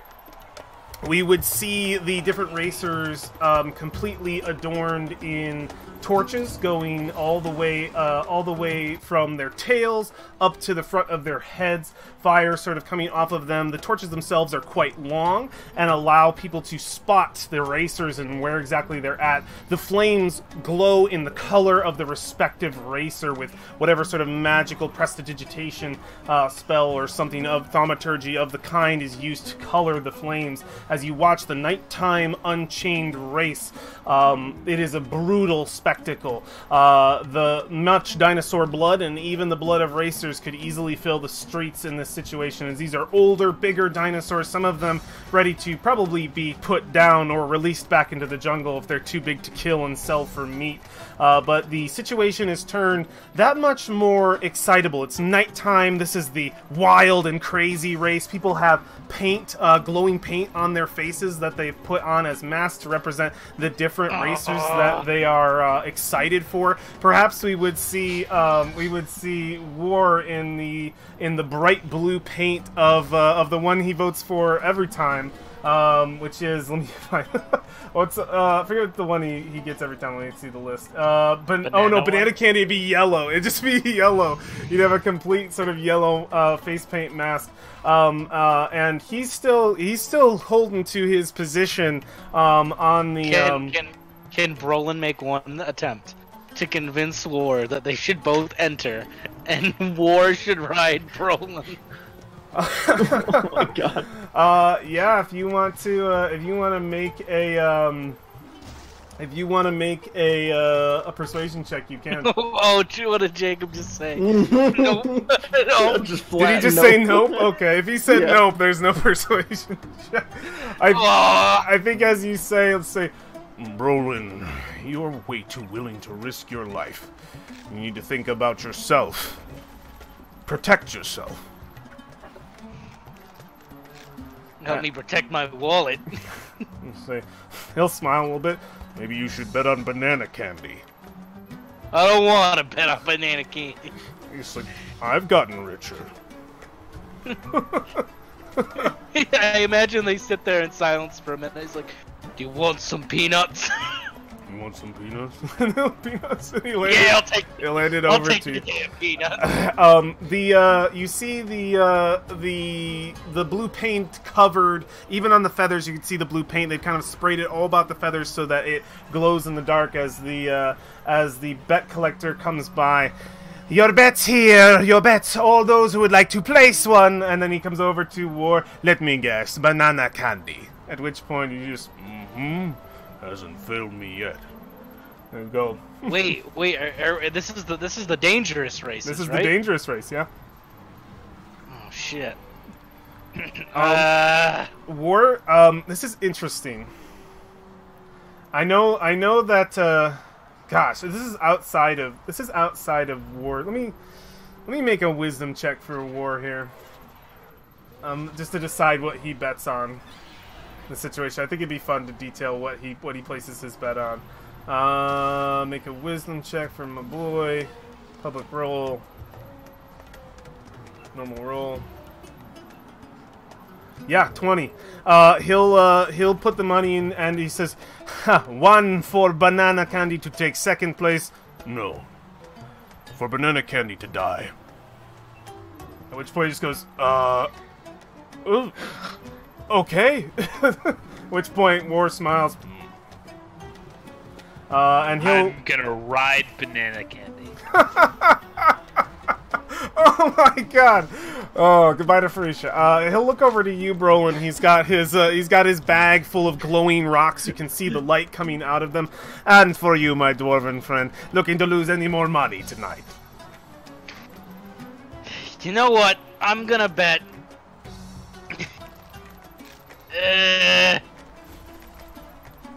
Looks at War for a second.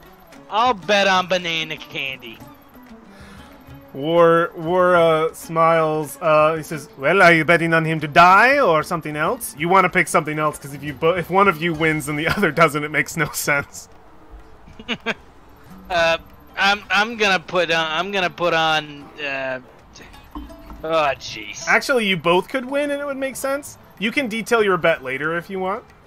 Okay. That's why I don't detail betting. I just thought it would be fun if we were bet that way. You're betting 20. Yeah, I'll bet 20. Okay, yeah. Excellent. You are betting 20. Let's see how that turns out, and then we're gonna see how our friend Frisha is looking in this situation. Go ahead and roll. Banana Candy, roll a d4. You're looking for a 1, 2, or 3, and not a 4, I believe. Let me confirm that. I think it's... Yep. Banana Candy is 2 through 4. So 2, 3, and 4, you're good. If you roll a 1, you lose. So go ahead and make that roll. Or do you want to use the system, Brolin? Yeah, let's use the system. Okay, we're using the system. You did 20 again? Yeah. If you lose this, I swear to God, Brolin's just gonna be like, fuck this city! Alright, let's see. He got it! So you get 6 gold pieces. Your original 20 back and 6 pieces. Let's see if War got it, and see if you both bet on the same thing to happen. For Banana Candy to die horribly. What a great bet. Dinosaur racing, it will be... Let's see... Banana Candy, War's betting the big bucks. Let's see if he makes another 16. Actually, I don't need to roll.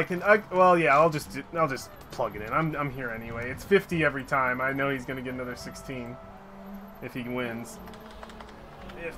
All right, let's see what he got. All right, Banana Candy dies. you both bet on his demise. So let me say this. Let me say this. Please. I think what happens is Brolin bets that he'd win. And Banana Candy wins. He crosses the finish line first, but he falls dead. Dead! Yes! Yeah, I think there's a situation where he crosses the finish line, and Brolin, you're like, yeah! Like, what do you do? Banana Candy, you did it! At which point, War's just sitting there, like, waiting. He's got the yellow paint on, and the blue-feathered man comes by. Well, Turtle Man, looks like you lost. And before he can finish, War puts a hand up. Wait. And you see... falls over. I sort of imagine it being more dramatic than that, where he crosses the finish line and then the next racer's old Rex and just eats him. That's so bad. That's so good. We see the big honker blast its way through, which is a full-on Tyrannosaurus Rex that's overgrown and just rips down, and you see yellow paint splatter everywhere along with blood. At which point, War, after he put his hand out, just goes. And the guy's, oh, how did you know? Forget it. Here's your gold.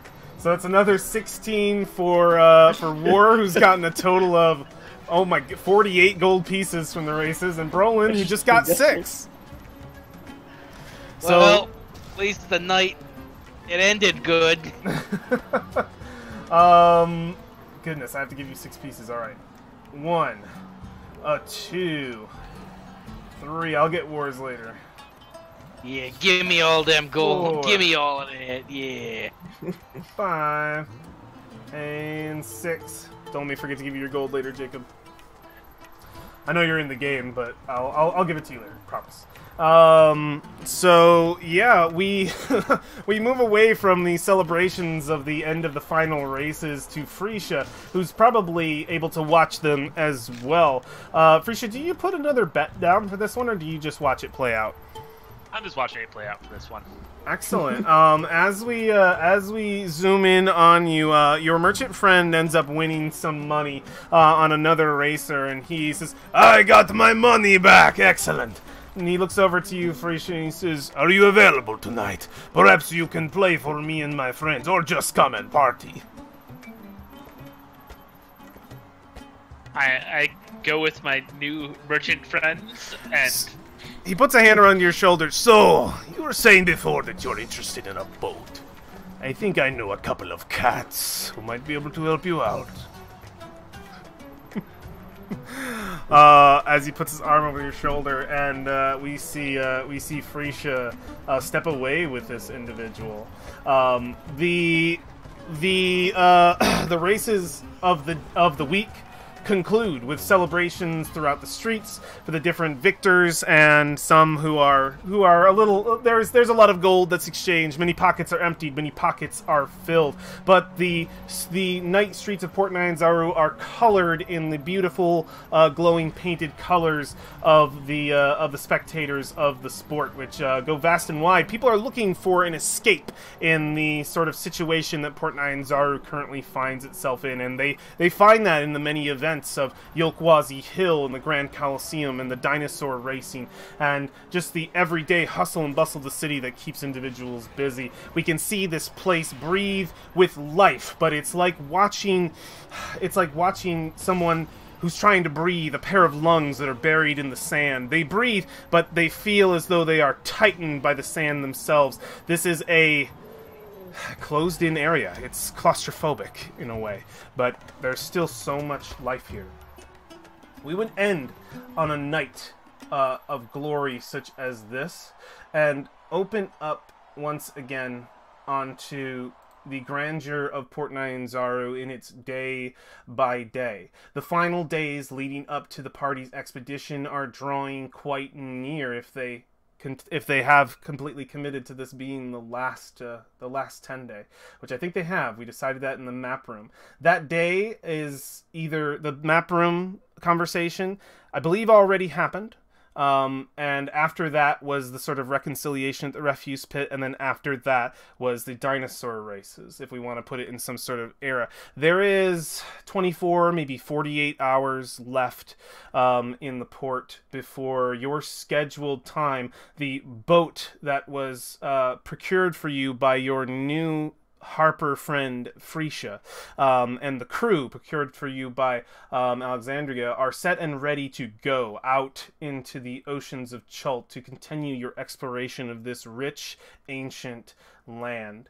Let me just get some Harbor Ward music. I would like you all to roll initiative. I'm going to start asking you guys what your final things are. If I come to your turn and you have nothing, tell me you're at the dock and put your token on the dock. I'll roll for war. Nice. I will roll for war.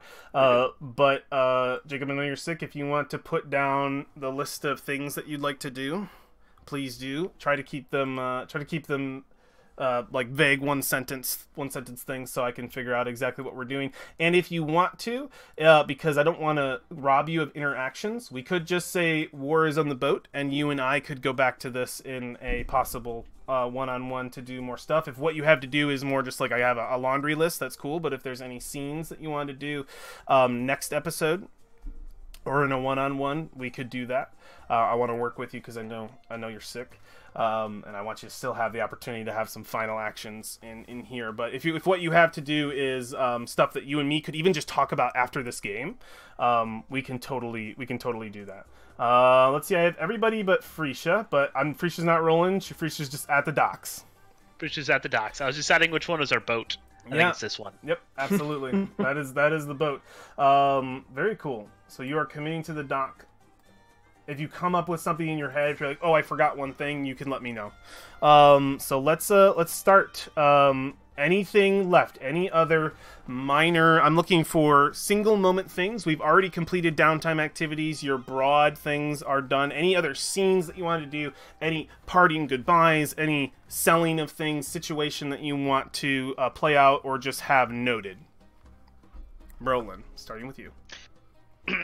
Yeah, well, okay, so I just read Jacob's thing about Wakanga interested in Omu. Oh, okay. Yeah, Brolin would probably go there with him too. But Brolin has two things he wants to do in this kind of like a laundry list. Okay. We've talked about it, and now that we're here, I realized it the last time we were playing. How much? What's the stat? Like, is it just a generic, just like a cosmetic thing, but bone armor? Bone armor? Yeah, armor like from bones from like dinosaurs. Are you looking for something like that? Is that something you wanted to do? Yeah. Okay. Yeah, he would want to buy it. He's a druid. He can't use plate or chain or anything. And, Make a investigation check to find someone who would be selling something like this. Okay. Probably will use. Yeah, he'll use. Well, let's wait. Let's see how I do. Investigation. 14. You do hear of some, not full-on bone armor, but armor that integrates bone into it quite a lot. And you know that you can find a vendor who would sell light armor. There is another vendor who would sell medium, but he's completely out of stock. You can find any kind of light armor that would integrate bone itself. It won't... it doesn't change. It's any kind of light armor that you want, but cosmetically it would have bone to it. We could easily see Brolin rolling up into the Red Bazaar and finding this single stall that is kind of packed towards the back, as most of the Red Bazaar is used for selling meats and meat products and food of dinosaurs. That's why it's called the Red Bazaar. Its very streets run red with blood. You would walk through sort of the scorched area, still scorched from the battle in the Red Bazaar that y'all had when you were confronted by the U1T. You can still see some of the damage left over from that fight, but some of it has been recovered at this point. That scorched area still now, even though you can see the blackened spots, the vendors, even with some of their still singed tapestry, have pushed their way back onto the area and continue to sell and whatever the word, they're selling their goods. But you would climb your way to a stall in the back where you would see an individual. He has all these different kinds of leather and scaled armors, but instead of scales or in the place of scales or pieces of metal that leather armor normally holds, you see carved down pieces of dinosaur bone that have intricate Chultan designs sort of laced in them, and he will tell you as you approach, yes, hard as steel. Some dinosaur bone, when forged in the correct way, given enough burn, can harden like metal. It is a good armor. Please try. And he'll like push it forward to you for you to like touch and feel, try to bend or break. It's quite strong. It would function as any other leather armor. Okay, but I couldn't get medium armor from this? No. Your 14 does not reveal medium armor. That person is out of stock. Yeah. Oh, that's what I wanted. Sorry, buddy. A 15 is what you needed. Can I roll an inspiration? That's your one inspiration. But yeah, sure. I'll do that. I'll do that. I'll do that because I need it. Damn it! No, unfortunate. Yeah, only light armor. Would you like to purchase any? It costs, I would say, as much as... It would cost as much as leather armor. I'm not going to put any extra price or anything weird on it. It'd be plus 12 armor? It would Or be 12? anything in the light area, which is... you have scaled, there's leather. You would want to look in the light armor section. Okay, yeah, I'll get the studded leather. Cool. Man. Just go ahead and put the cost of that. You might want to peek at it in the book, or I can ask it for it later. I believe it's a couple gold pieces. You want to throw that in the harbor ward. Okay. I'm sad. Damn it. I know. We'd see Brolin snapping his fingers. He has this armor. You're buying just a regular leather. It's very fine. It's well made. It would look good on you. It'd be studded. It'd be studded. Perfect. 'cause Yeah. I'm getting that. Get the studded, and it would be studded with the bone and stuff. It would look really cool. Each bone has like an intricate little design. You can see little animal designs on them. It would definitely fit Brolin. The individual behind the cart. It looks great on you. Please, thank you, and tell other people about me, please. They shoved me back here, all the way back here. And he just goes on. Excellent. Moving over to Valfine, Brolin will come back to you. Valfine, what anything else you'd like to do? I'm just gonna keep going around until you guys are ready for the harbor. We could go for the rest of the night. I think before we leave, on her last day of working for the Temple of God in the library, she would be probably packing up to leave and maybe run into the headmaster there, to kind of see him off, let him know that she's done taking care of things. So Yeah. putting books away, sealing the ledger again. Yeah, you'd step up to Moku. Replacing the cart. Yeah. He has like a whole new batch of books. He says, "You are leaving already? Oh, jeez, I have all of this, and I so need your help. Are you sure you don't want to stay a little longer?" You see it's filled with nothing to do with books. It's just a bunch of random trash. He just doesn't want you to go. Unfortunately, my I will have to be leaving today. And he goes, "I understand." And he throws the trash over. "A final ploy, you cannot blame me." And he goes, "I have something for you before you go. Something a little extra. We paid you, but something for your troubles on the seas." And he goes, "Give me a moment." And he goes back to a chest and opens it up, and just sort of just rifles through a couple of things, and he pulls it out. He says, "Ah, here we go." And he pulls out an amulet with a gear in the end. He says, "This is the symbol of God. You have seen it many times around here. I am not trying to force my religion on you, but, and I'm not asking you to wear it, but if you did, I would tell you the Forge Lord has ways of protecting people. People who work hard like you. I want you to have this. Whether you wear it or not, perhaps you will remember us and return." Oh, Is that okay? "Oh, no, of course. You take it. All I did was push books around. No, you did much more than that. Look at your hands." And he comes close to you and he says, "Do you see the chalices on them? This is worship. This is the Forge Lord's work. This is God. Take it." And he hands it to you, and as you hold it in your hand, he forces it into your palm. He'll touch the middle, and you watch it spin, an intricate, beautiful clockwork device. He says, "Wherever you are, it will tell you the time." He says, "This circle points north, but it is not a compass. He says, it will go down here," and he points to lower down. He says, "to tell you midday. And over here, morning, and here, night. This will help you. Maybe if you find yourself in a place where it's not so bright." She will carefully pocket it and then give him a deep bow. "Now go. Use those hands to work your real craft." Yes. I don't think I'll be getting calluses for my actual craft. I imagine not. All right. I don't like goodbyes. You go. Thank you for everything. Oh, I'm going to have to find a new librarian. Where is that dragonborn girl? Look around, and I think you hear him step on like a thorn of Brolin Jr. "Oh, that blasted girl and that horrible beast! Where are you, Nala?" He's just yelling. They're out the temple. So we would see Valfine leaving the Temple of Gon, saying goodbye to the place she spent the better part of a week of 10 days working at. For sure. Very cool. She's gonna head back toward her room real quick before we leave. Yeah. You are heading back to your room. I will come right back to you. Alexandria. So War brought up a good thing, identifying that ring. Yeah. What's that look like?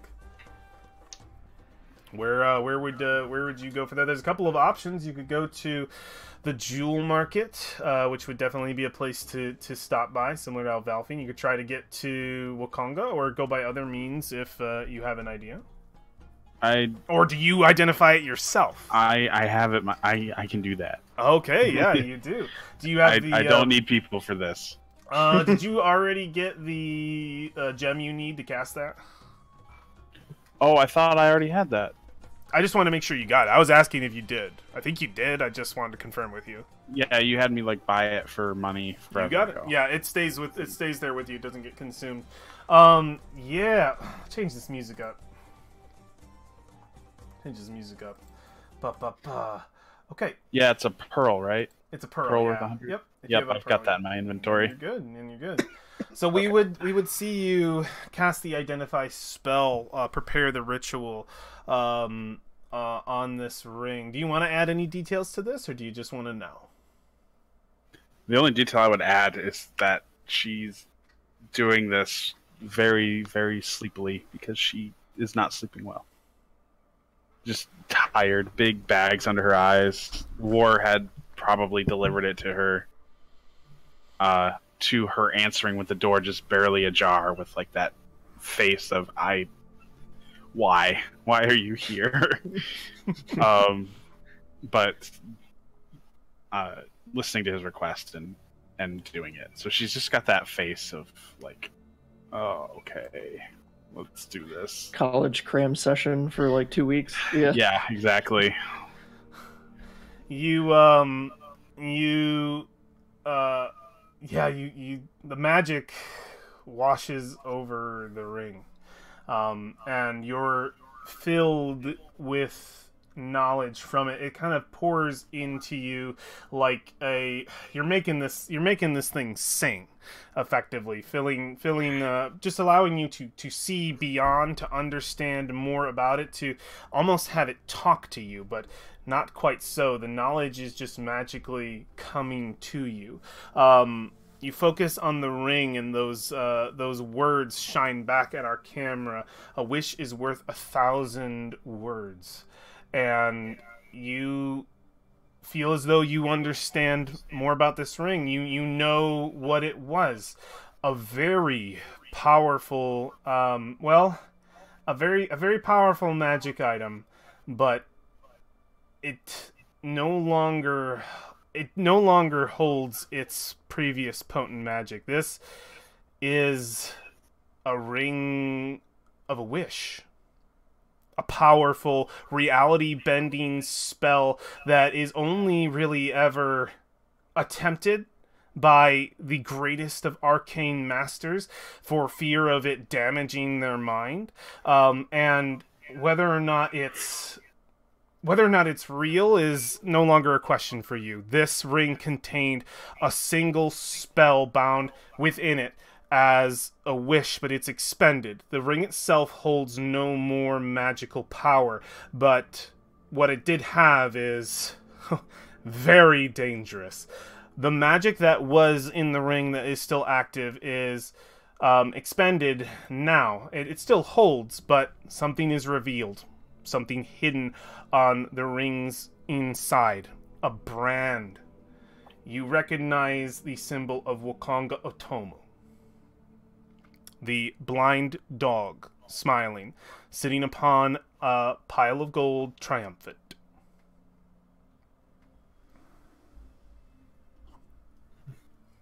Okay. How many orphans do I have to kill to get the charge back? You will never get this charge back. How many? Nope. Is it just simply not enough orphans? Because I could go to a different city afterwards. Like, you will never there get the has to be. You will never get the charge back in the item. Because of okay. Orphan blood just isn't what it used to be. Does it have any new effects? No, it doesn't. Well, I mean, if it did, I think he would have said. Well, that's cool. I guess I will. It is expended. Can I do one little thing? Yeah, what's up? I don't know how little it is, but I'm gonna go to Wakanga's place and tell him I have his ring. Make a roll to get to Wakanga. Charisma, persuasion, deception, or intimidation. I'll go with persuasion. Do I have advantage because I'm claiming I have his property? I feel like someone you have an item with his property. brand. You have an item with his brand on it. Sure. Okay. I feel like an attendant would get in trouble turning away somebody who was trying to return a merchant prince's belongings.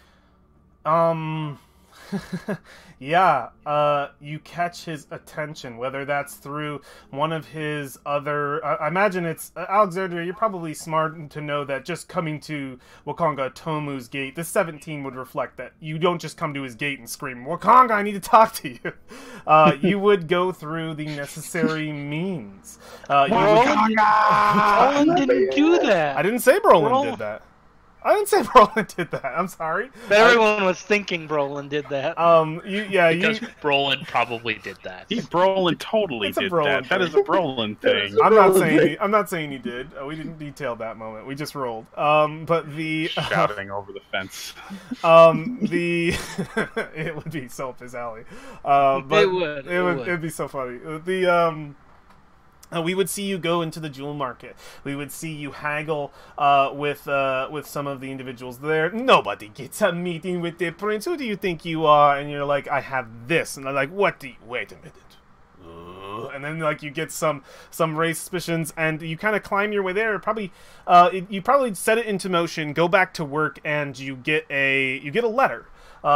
Sealed from probably a runner boy, sealed with Wakanga's symbol upon it, and he'll just say, I hear you have something of mine. Please, come and see me at this location. And it's a cafe up in Mount Sambasa, near the Hall of Gold. Oh. Food that isn't hardtack. That'll be fun. Yeah. And the next scene would be us seeing you sit next to a heavily guarded table. And next to that table, you would also see the... outside, actually, you would see the large visage of Vorn, who, as you step through, would look down at you, and then look back up, seeing that you are no threat. Inside, there is at least 6 gladiators surrounding the table of Wakanga Tomu, and other people are kind of shoved out of the way. He has the nicest table, obviously, in the house, and he will usher you towards the table. Come, my friend Alexandria, it has been so long. And he sits up and opens his arms to embrace you. I give him a hug. How have these many weeks been?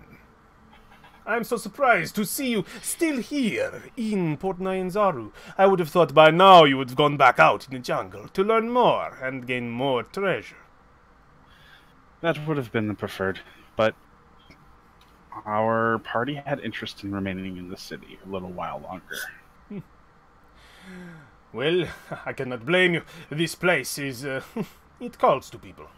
So, go ahead, order whatever you want, I'll pay for it. Doesn't really matter, no price is the limit. And you can see that there are some expensive items on the menu that he can cover for you. Nothing like 500 gold pieces per thing, but it's like you could spend like 50 plus gold pieces on a single entree. And I enjoy some fine dining. Yes. Yeah, you enjoy some fine dining. Let's say, as in the middle of eating, he'll sort of pepper his face with a napkin, his lips, and say, "So, I hear you have something of mine." I do. It's not really worth much as it is, but I imagine it must hold some sentimental value. I do not sell many rings with a spell as powerful as a wish attached to them, but I do remember one that I have sold. Funny that you have come by it. Tell me, I imagine, though, it no longer holds its magic, or else you would not have it. I can't say. You know the person who bought it better than I do. And if it did have a wish spell, yes, I would have used it. But no. Yeah, I found it this way. The wish spell is a very dangerous magic. It tends to kill those who use it rather than help them. But when somebody wants something, I provide, if they're willing to pay enough. The individual who bought this paid an exorbitant amount. A very rich individual who hoped to practice the arcane arts themselves and fancied themselves the next Black Staff of Waterdeep.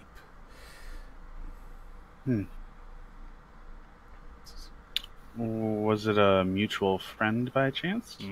I protect my clients' names, Alexandra, as I have protected many before.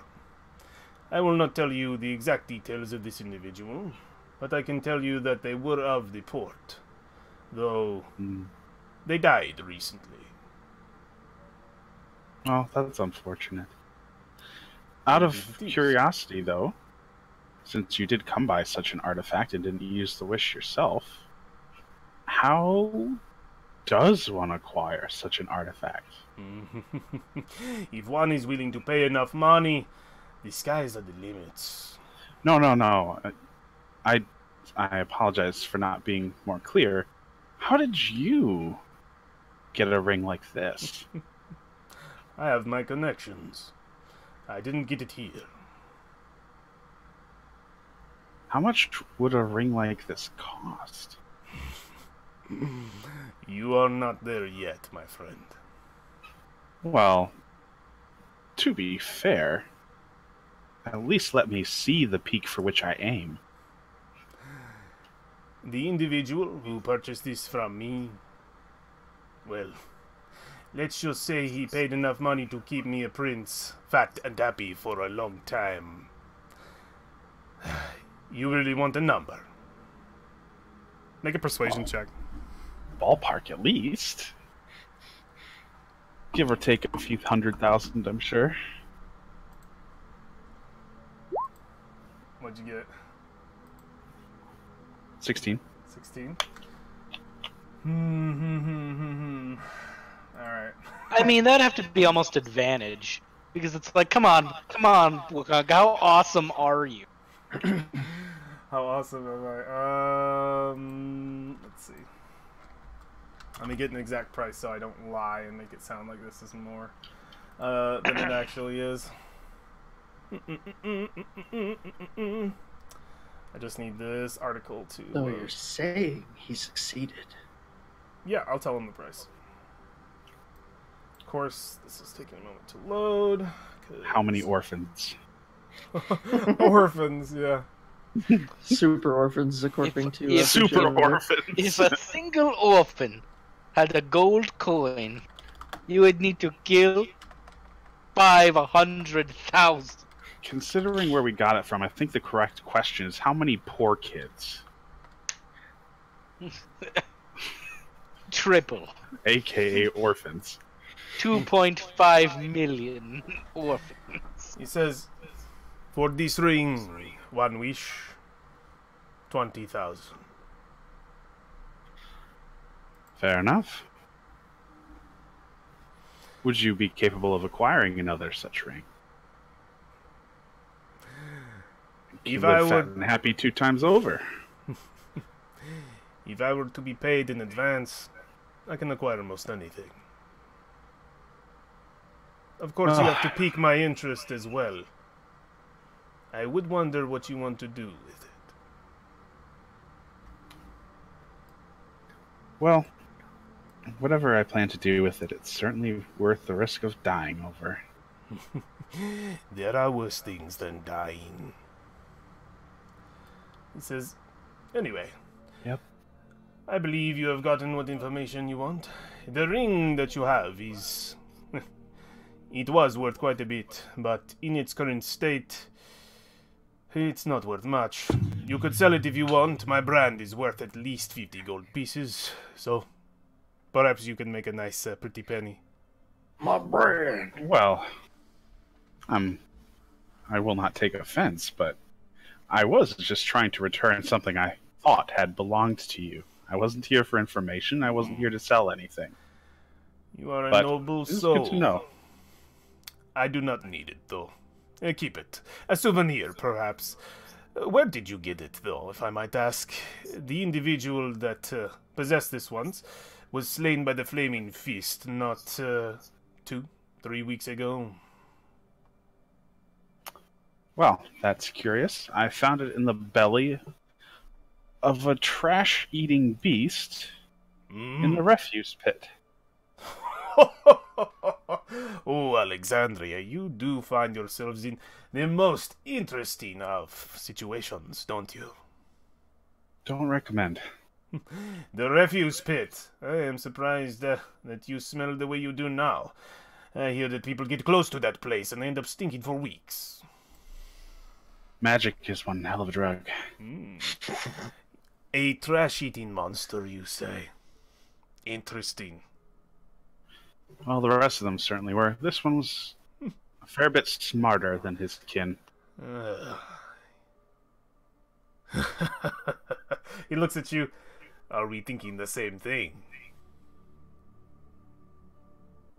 I mean, I'm gonna ask if you aren't. What does a trash monster wish for? What a question that is. No, don't answer. I like to keep the mystery. And he just says, well, the information you have given me here now I think is worth more than what that ring is, so by all means, keep it, sell it, buy yourself another nice meal like you are today. I appreciate it, Wakanga. I hope that when I return from the jungle we get to talk again. I hope so as well. And he goes to get up from the table. There was nothing else you wanted to speak of. Yes, I am a very busy man. Well, I suppose there is one final thing. We plan to depart for Olmu. His eyes flash for a moment. Is there anything of interest you would have an agent perform while out in the jungle? We've already done a similar service with your friend here. I lightly tap Vorn on the thigh and say, if you find us capable enough, I'd be more than happy to perform a service for you while we're out there. Shake his head. He'll say, I had some interest in Omu when you came back. Samuel Dren had spoke of it as, well, as if it were real. If such a place like that were real, it would have benefited me to learn more information about it. And look at you. Make a persuasion check. With advantage because of your relationship with Wakanga. This is getting deep.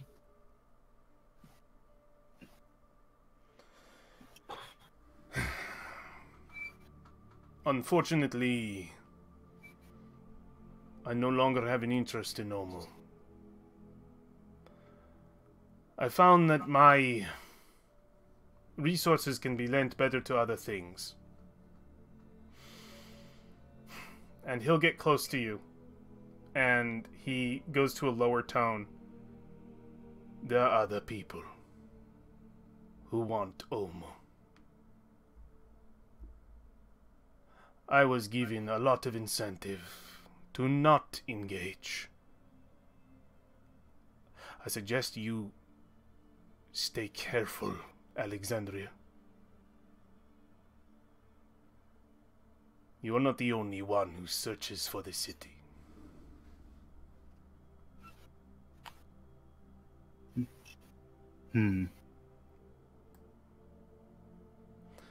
Are they of the soil?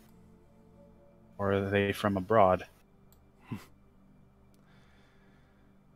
He'll look at you and he'll just say, I cannot say. Oh. I She will can only scoff playfully. I can only tell you to be careful. I appreciate that, Wakanga. She'll hold out a hand to shake his. Looks at you and he says, good luck to you. I hope you make a good decision when the time comes for you to do so. And yes, I'm going to keep that vague. You are smart. Say that last bit again, the vague part. He says, yes, I'm going to keep that vague. What did he say before that? Before that, he said, I will imagine that you will make the right decision when... I don't know how he would word that. How I worded it before was not great. I imagine that you will make the right decision when it is presented to you. Oh, okay. And he'll say, you are a smart one. You can survive. And yeah, he'll look to you and say, That is all I'm willing to give you. Someone paid me to not hire you. Think about that for a while. Understood. May fortunes favor you, Wakanga. Out. I must depart. I have a boat to catch. He'll look and he'll say, as do I. You have yourself an excellent evening. You as well, merchant prince. I'll smile. Yeah, your engagement with him concludes. We see you finish your meal and step up from the area leading past. Vorn would have left before you. They would all left. The deli fills, or the cafe fills again with the upper class individuals after Wakanga filters out and the room becomes more clear. Outside of his giant guards, and we would see Alexandria leave the building as well. War. Did you have a list that we wanted to talk about? Guys, I'm not a face, and I got to do face things. You did get to do face things. Wakanga's interested in Omu. I need to have a conversation with the party. You rolled damn well, too. Potentially to buy an item before leaving. The face is trying to get out of this town. I'm right there with you, face. All right. Let's get the fuck out. We would meet again at the map table. War calling the rest of the party to meet with him. I've called you all here. I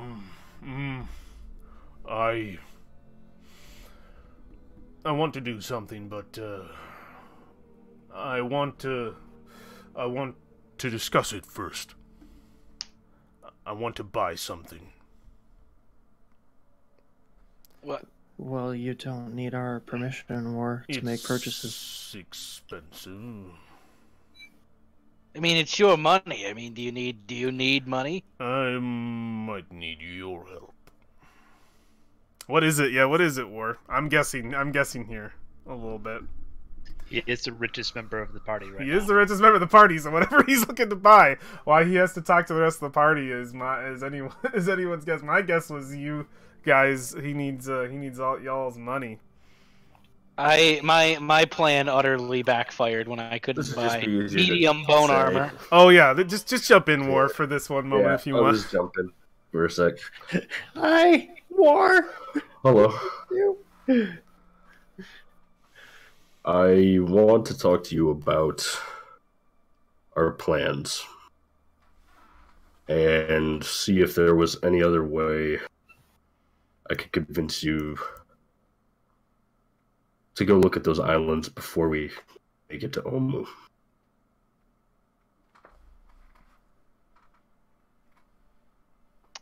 Where are they on the map again? Which way? It's the southern coast.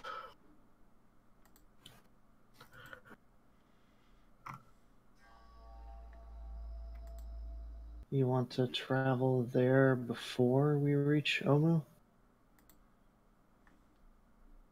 Yes.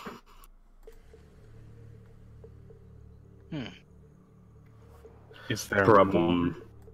The problem being, I mean, I want to find my home reason. I need to add my journal to the archives of my ancestors.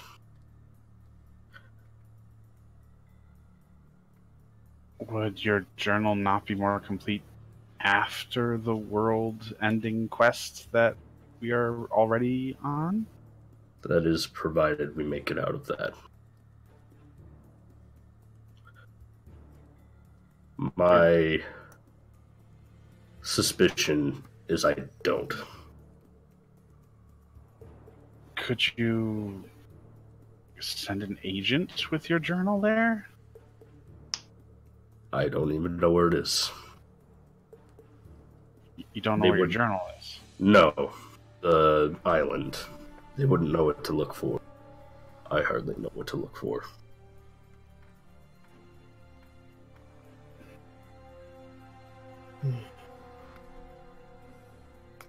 And if we find nothing? Then we go home.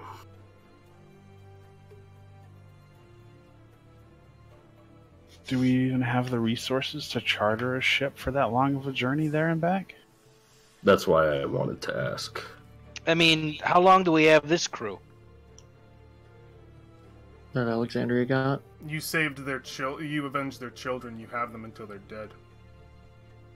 We Or at have least as a crew. the crew, but the ship itself wasn't that like 5 gold, 5 gold, I believe, a day, and that's halved from its normal 10 because of your friend's connections. Right.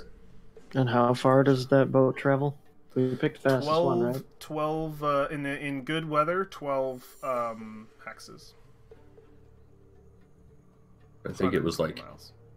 it's 880. I think if I remember correctly, The boat moves to do fast. the whole thing. Yeah. Yeah, because we could. All of you been on a ship. Ships are very fast. Like, yeah, a 10-day you can make it to most places in Chult. It's 50 gold. I'd heck war. I'd throw that in. The alternative is I spend the rest of. You cut out. The alternative is that I spend the rest of my money before we leave.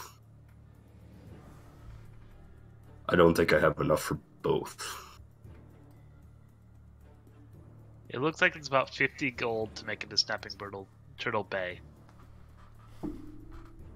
I mean, heck war. I'll cover that for you.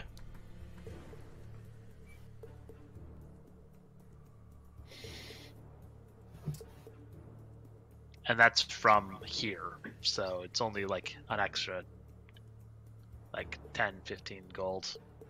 Right. And that takes a 10-day to make it down there. Yeah, like we'll already be to Shilku Bay. Yeah, so it's like we'll It's probably the have to add like 20 extra. gold. Yeah. It's 2 days there, 2 days back, maybe 1 extra day on an island. Right. I can pay for most of it, but it is not fully my decision anyway.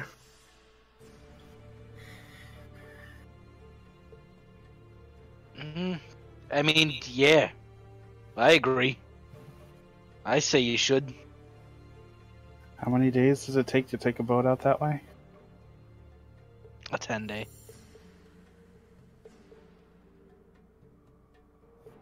She Check them all. closes her eyes and rubs her forehead.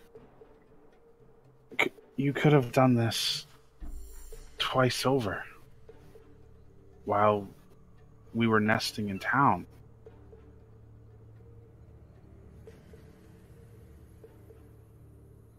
I wouldn't have had the funds at the beginning of this.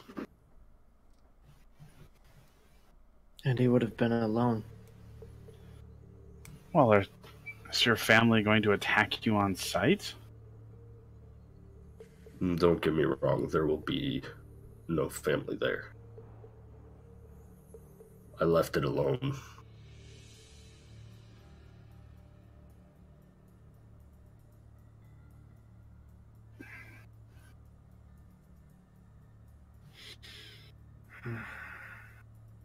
You've seen the spirits of my ancestors when I fight, yes? Mm-hmm. You guys owe those spirits. They...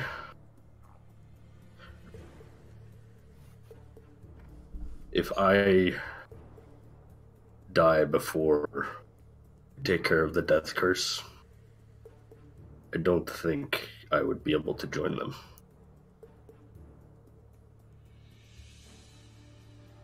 So would taking care of the death curse before you die be the priority?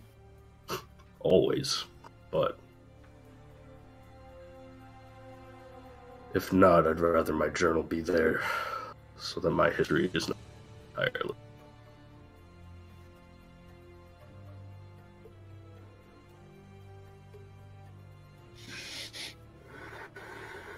Are you so...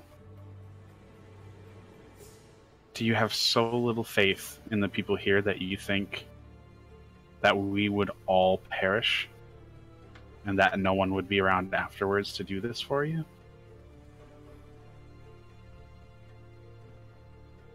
We all saw that thing. Well, most of us. I don't know what you're talking about.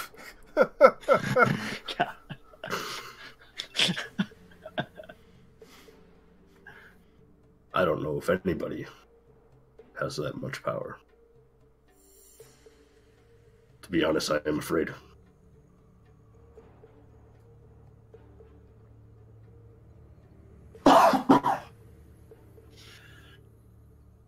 Well,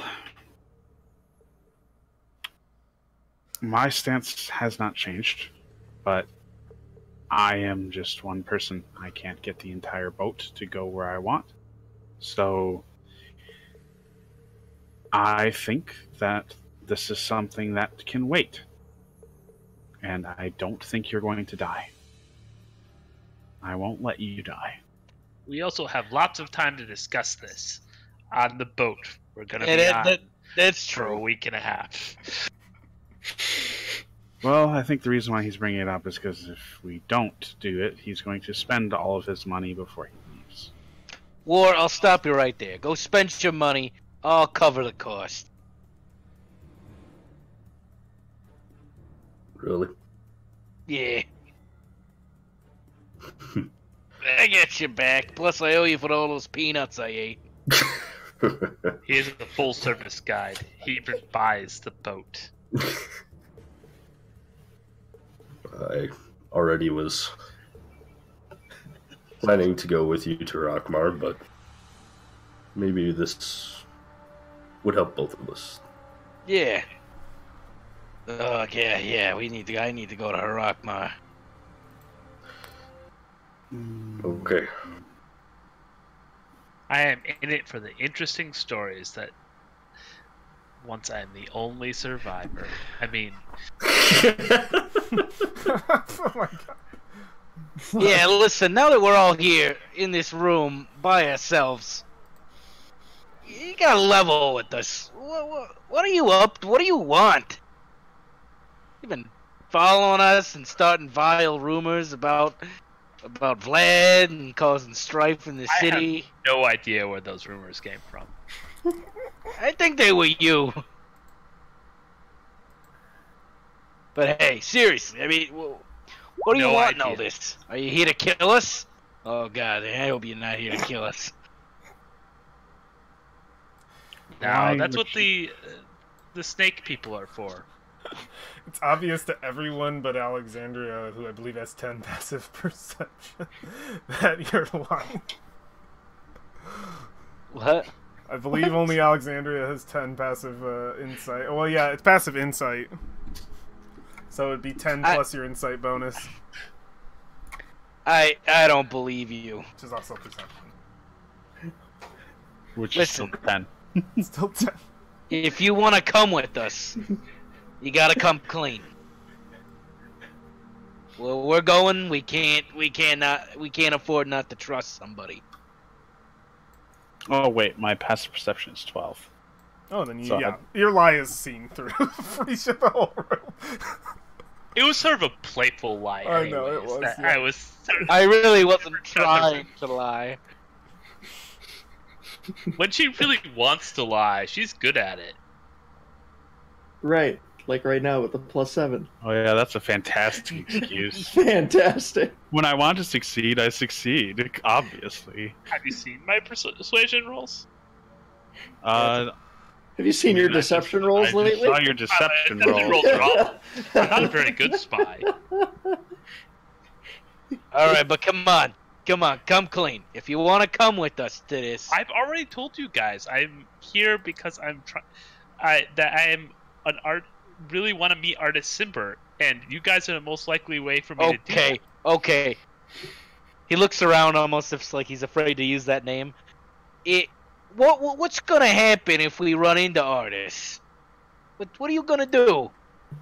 Ed, do I know if anyone's listening to us standing in the middle of Kaya's house of repose talking about artists? And We're in a private room. I thought.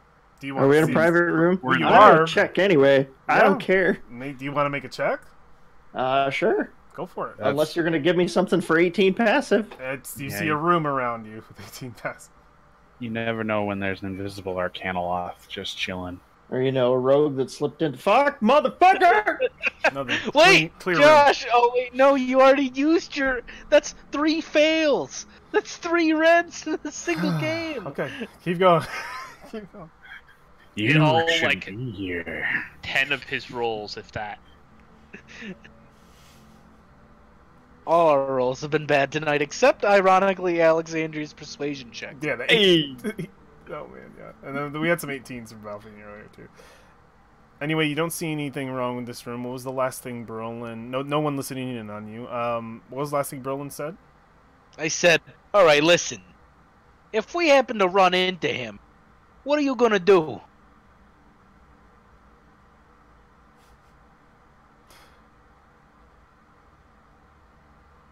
I was tempted to flashback you right now, but I don't want to do it just yet. I don't want to spoil anything on you, Alexandria. Go ahead. Or not Alexandria, Freesia. What are you gonna do? Because if you're gonna hurt him, or God forbid, dragon bait. Oh. Why would I hurt him? Or do anything to him, or take anything from him. I'm not the Zentarum. Oh yeah, those guys are in the temple. Keep your voice down. Anyway, what are you be honest. What are you gonna do? Literally, I just want to meet him. That's it, you're gonna say hi. My name's Freesia. Yeah. Plus, I sort of needed to get out of the Sword Coast for a while. There was things. Brolin, we've had this discussion already. Can we please just get on with things? Alright. I tried. Yes, you did try already. That's the point. We've already done this. Berlin's still like got that stink eye over towards Freesia. I don't trust her. Oh. Alright, but when shit hits the fan and she's like, oh no, and I'm gonna be When shit hits the fan, it'll still be your fault because you didn't notice it then and you're not gonna notice it now. Okay. Working on my anger. Oh, channeling my inner Iku. You should stay focused on the Thank you, conversation. Valfine. We are I'm gonna stay. not on your side here, Brolin. Oh, okay. More Iku needs to be channeled. I am a flying snake lady. I'm a snake. And you don't trust Freesia, who literally flew into the angry pit Oh no! to Oh no! save your life. Roland trusts Freesia with himself. He doesn't trust you with dragon bait because he is his best friend.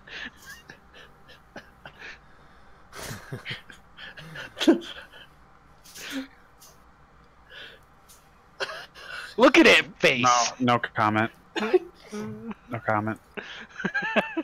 So, it seems. I'm not sure that Brolin understands how the smells work.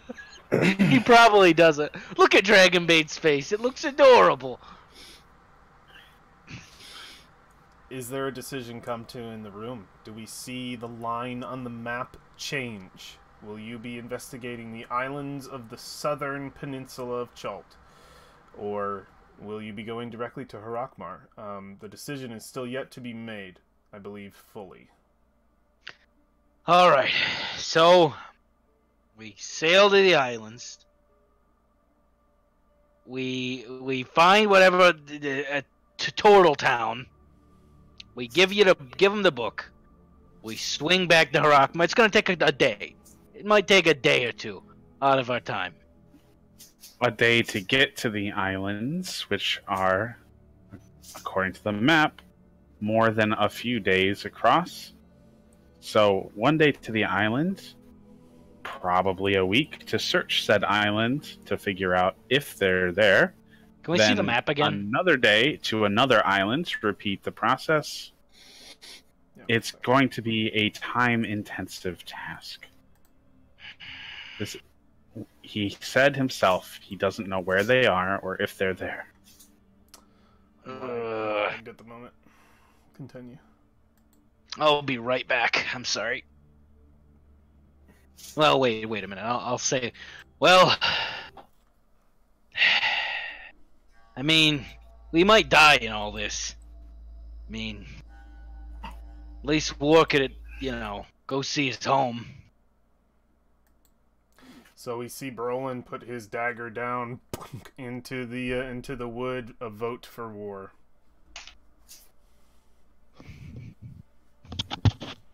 Or a vote to see the islands. I'm sorry, War. As much as I would like to help, I don't see this being more important than the people literally wasting away to die right now.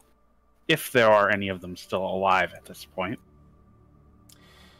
We see Alexandria bury her dagger into the nay side. Valfine?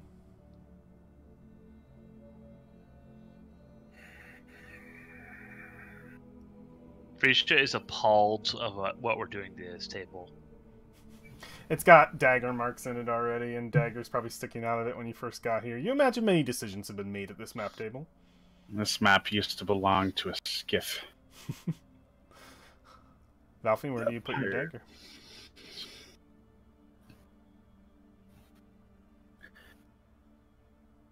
I think that time is of the essence. And with dealing with time, we need to move quickly.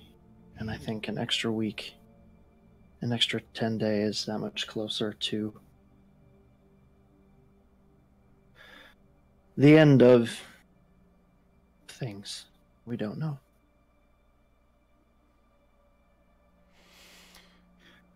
I will, after this is over,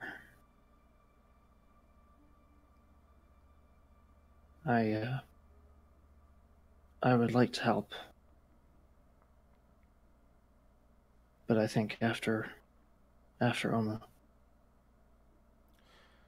We see Valfine step forward and bury her dagger gently where Valoria's is. Frisha. Frisha is actually going to make a point that we're going to be on the boat for a week, no matter what. And we should not have this be a spur-of-the-moment decision. That's fair. Also, how are we gonna... Do we get supplies for the boat? We need food. I would assume that's part of departing. To be fair, Ward did bring this up like a week ago, so we've been thinking about it for... Yeah, there's been some time. Yeah, and he's wanted a week. He's been wanting some time to discuss it for sure. Frisha, do you not put a dagger in? You don't have to. I think it is actually in our interest to go to this island right here, because I think even stopping there is the quickest way to Omu isn't through Harakmar. You don't think so? I think the quickest way through Omu is through the land of ash and smoke. Because the less land travel we make, the faster it is. Where's that dagger go, my friend?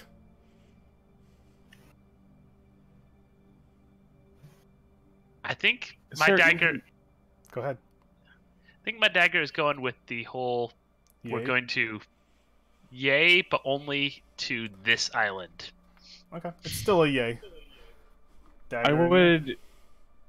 I would like to inquire, is there even a port we could make use of there? are those sheer cliffs? Would we have to scale a giant rock wall to take that route? You're just going by the illustration of the map. Well, the illustration of the map makes that look like it's a sheer drop. So, Well, the illustration of the map makes it look like every coast is a sheer drop. well, I would be inclined to believe you, but the green has like this orangey, like dirty looking thing, and that one's just rocks. Well, From I the think there's lands of just ash no and smoke. life in this section. Probably because of the sheer cliffs that we would fall down and die from. No, because the mountains end right here. Oh yeah, like they're not mountains, but that doesn't mean that's not like considerable elevation. I don't have the fly spell, so Why not? the reason why we're going to the other place is there is a port there, or at least there's like jungle that we can march into. But that's like pretty much all I'm saying is, could we do some groundwork and figure out what that area is? Yeah. Because honestly, the only reason why Valoria is even okay with the Harakmar route is it's the only way. If this is a way and it is closer, she's gonna vote for that. You could do some groundwork after this and make a roll with someone helping you with advantage to try to, point at the part of the map or just ask about the area and see if any sailors down in the harbor ward have seen the place or know anything. It's a roll. It's not an easy roll because it's very far south and not a lot of people go that far. That far down. Refuge Bay, Kitcher's Inlet, those places are commonly dropped in. This side, Okay. You'll know that the western side is not frequented as much. Pirates. People omit most boats that aren't pirate vessels. So we should ask the pirates. Yeah, you could.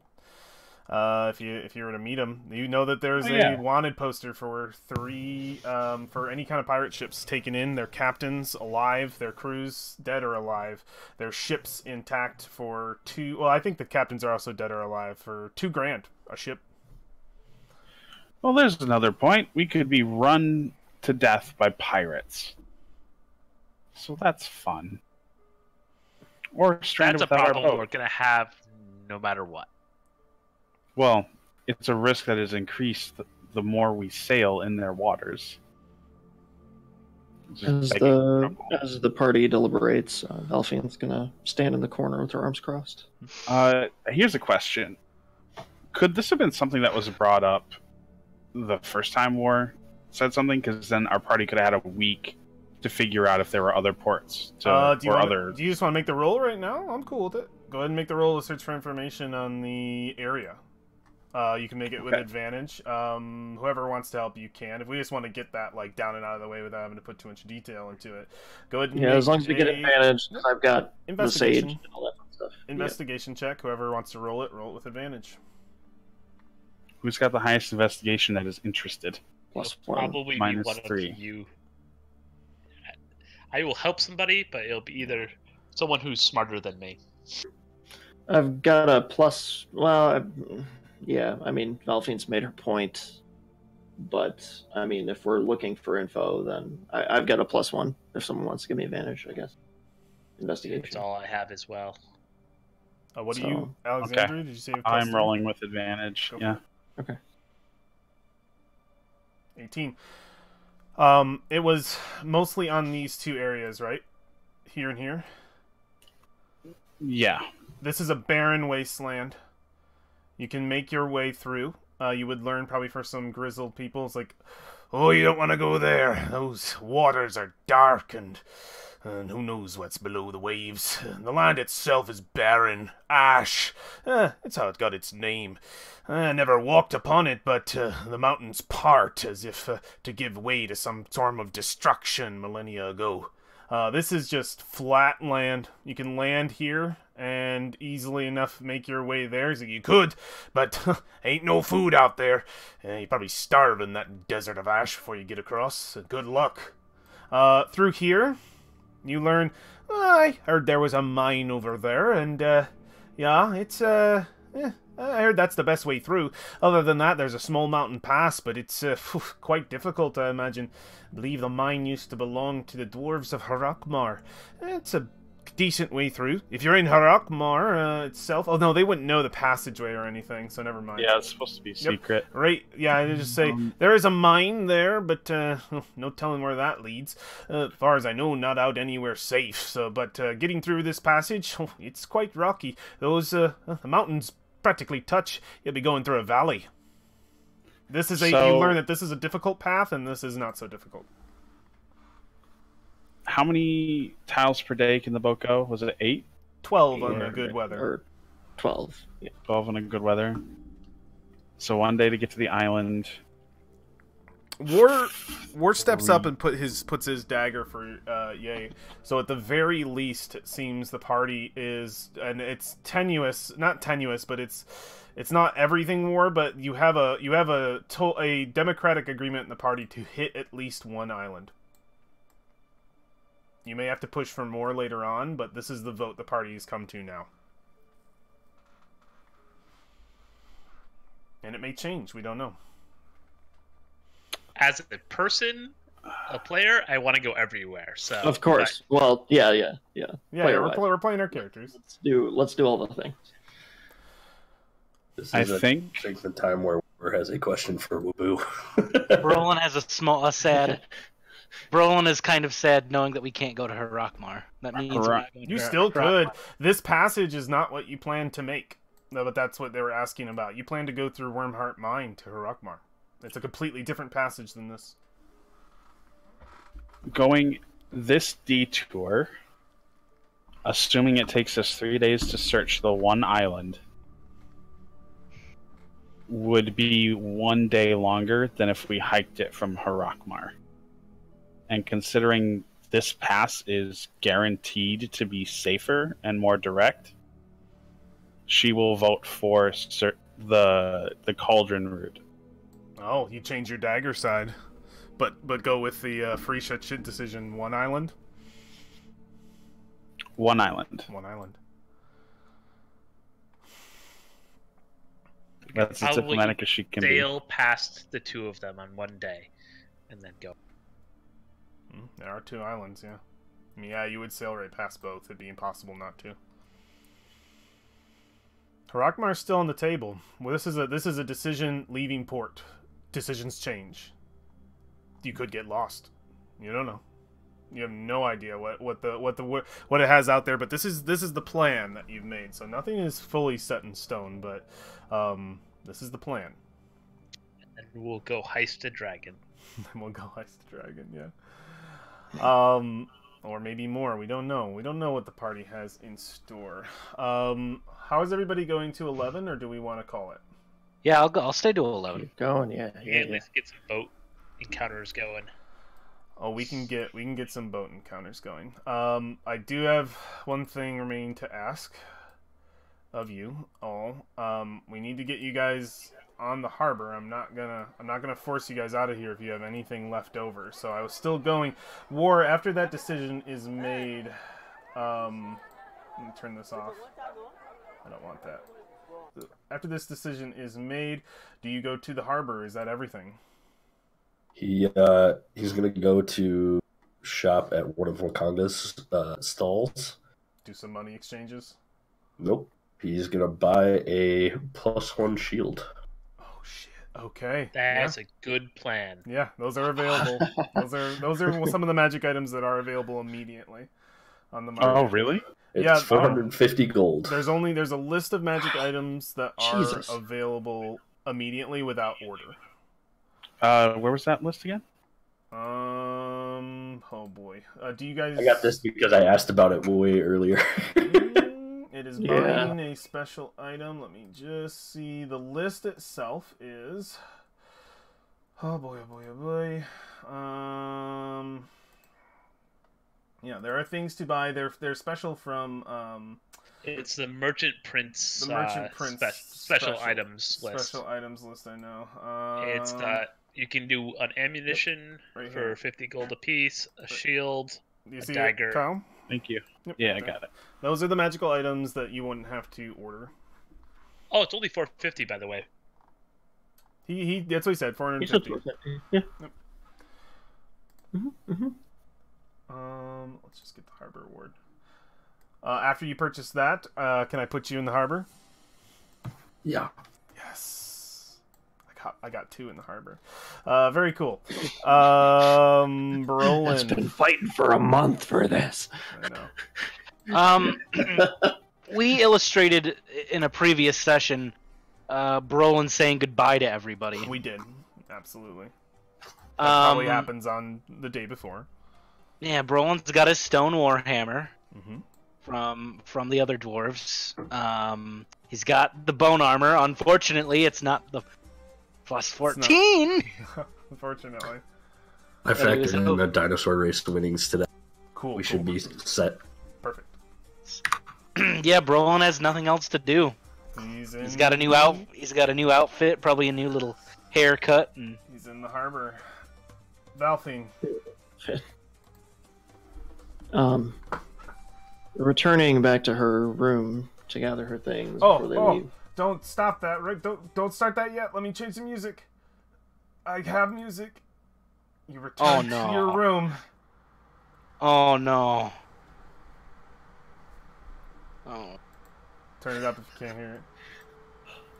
Leave my red-headed rogue friend alone. All right. You return to your room. Continue. She's gonna walk in and set the items on the desk. Everything is in shambles, obviously. She's been working all week, taking care of books, and she's too tired when she gets home to do any cleaning or organizing. She's been organizing a stone library all day. So she's gonna throw her things down real quick, start gathering things into her pack, and she's going to look up at the desk and start gathering a couple books, maybe her half-open journal, and she's going to spot something that wasn't there before. She's going to stop packing and reach for it almost in disbelief, and instead grab the note that was left by Valoria. She's going to read it for a moment, and you see her kind of look up, I guess, trying to push back tears and be unable to do so. And she's going to sit down in the chair, not able to stand for the moment, and she's going to sob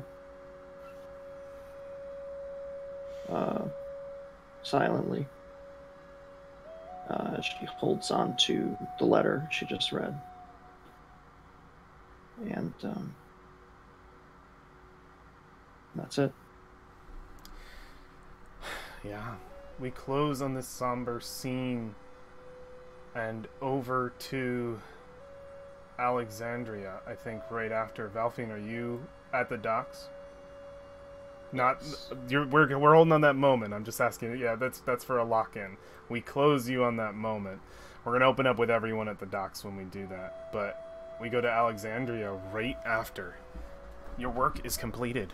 Your 2 weeks of time here in Port Nyanzaru, this addressed to Alexandria, but in some way addressed to all of you. You've spent some time here. You've taken your rest. You've worked hard over the last few days to gather what resources you could before you left to help your friends, to help yourselves, to help the party. You're ready for the next step. Alexandria, I give the floor to you.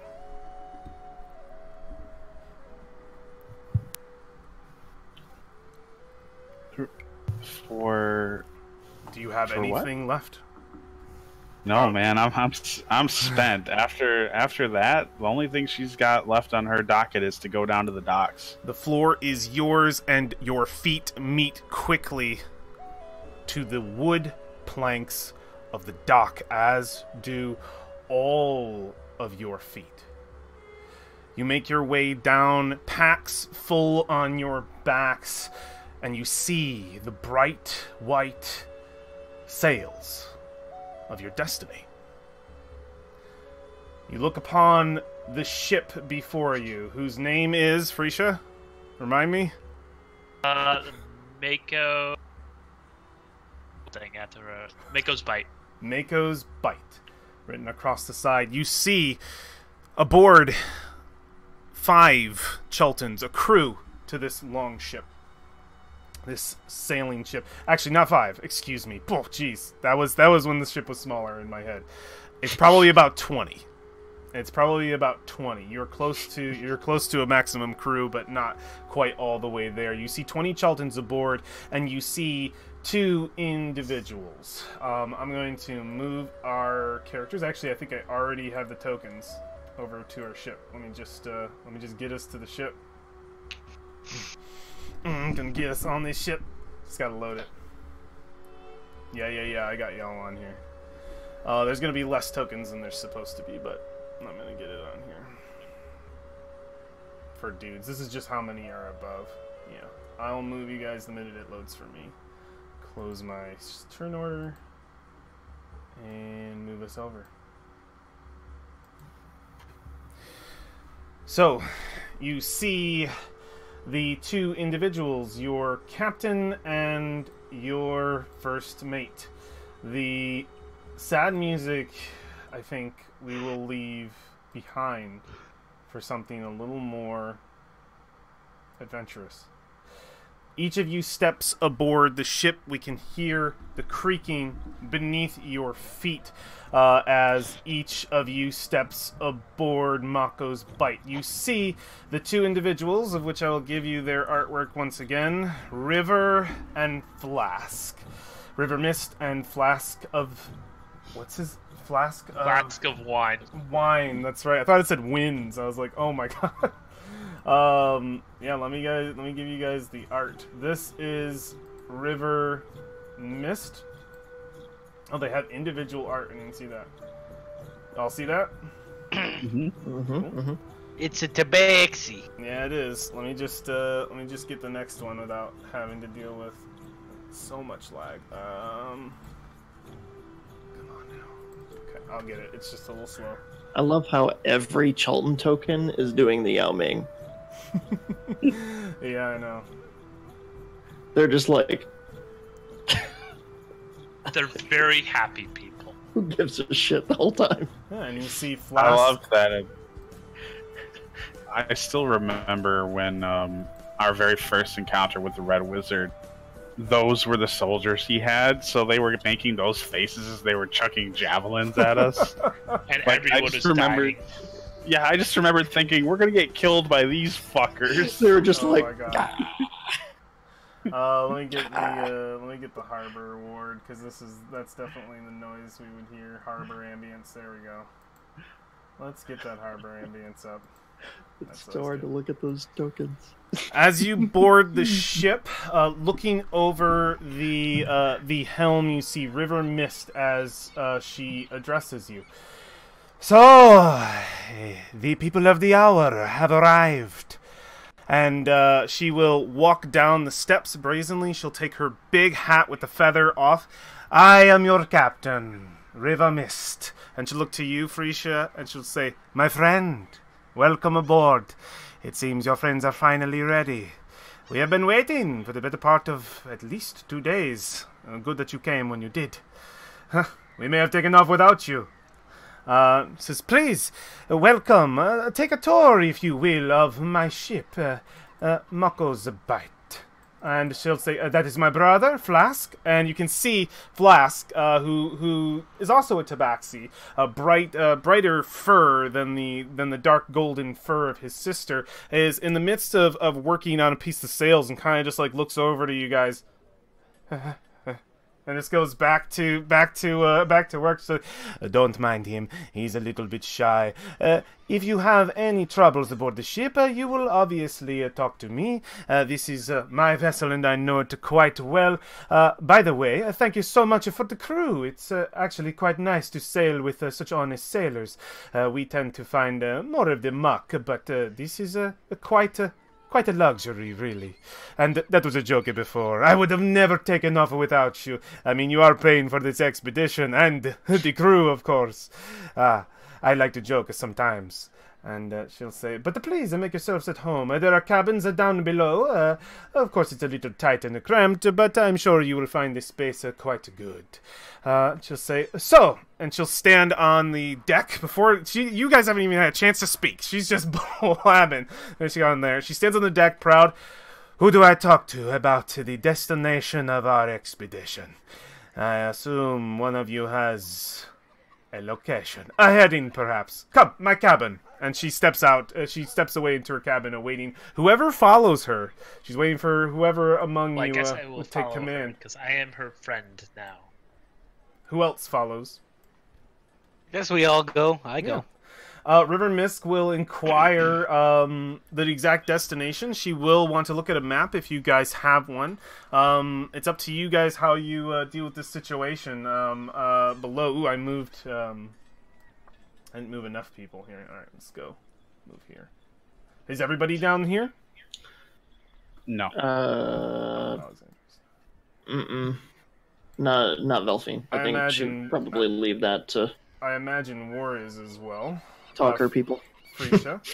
How much information do you give her? Crap. Who has the map? Valthine. You can grab it from her. She can hand it off as you guys go. That's fine. You guys give her a heading, a proper one? Yeah, I mean, I would imagine. All right. Might as well. Just go. That is quite a map you have. You showed it to me so quickly. I imagine it is quite valuable to all of you. You have most of the coast. I have never seen a map like that before. She smiles. She'll say, of course I won't tell anyone, Frisha. We are friends. But just know that what you have is very valuable. South, then! Past pirate waters. I assumed as much, and applied such to your pay. I imagine that you all brought what you needed for our mag as well. Who do I know? We Wait, really should bring something for our mag, huh? Yeah, we do. We should. I mean, would Brolin know every single vessel needs to give him something? How many times have you been through that port, Brolin? Oh man, Not very many. You're not this is sure. not a check you want to fail. You just heard about it. Go ahead and make a history check. If we die in the harbor You know, if I were to bring before we something, leave, if I were to bring something, what would I bring? You heard that. You know about Armag. You're not sure about how often he does that. I thought he just did that to big ships. My dear dwarf, no. And she'll look and she'll say, I imagine that what you have on you will, you're willing to sacrifice at least some of it. We all will have to if we want to pass the bay. If you've brought anything, then you've brought it for our mag. Just think of it that way. We have what we owe him. I imagine he will want a percentage of what you have.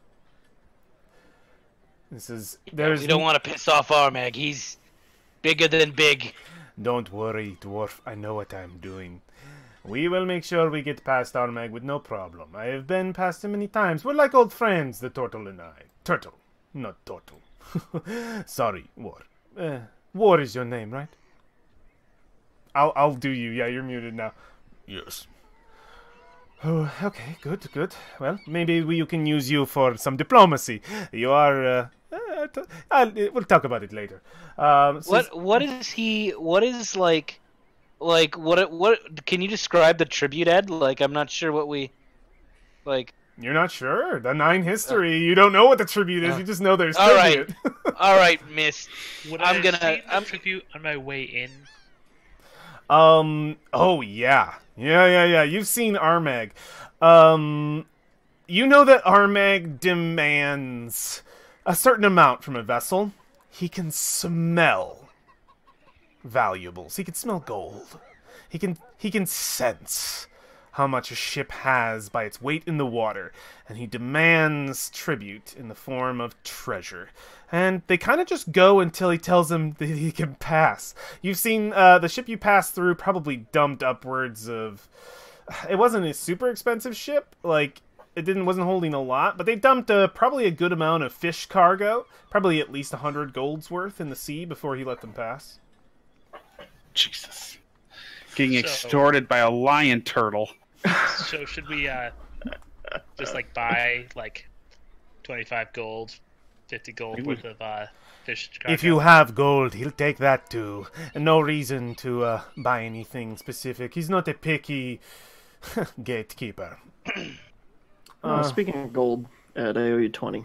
Okay, cool. Dump it out on the seas for me. I have 50. I need your change. Okay, I'll give you change right at the end. I'm about to buy a fucking ballista for this ship. So, you all have... oh, I'm so happy you're not down here right now with that.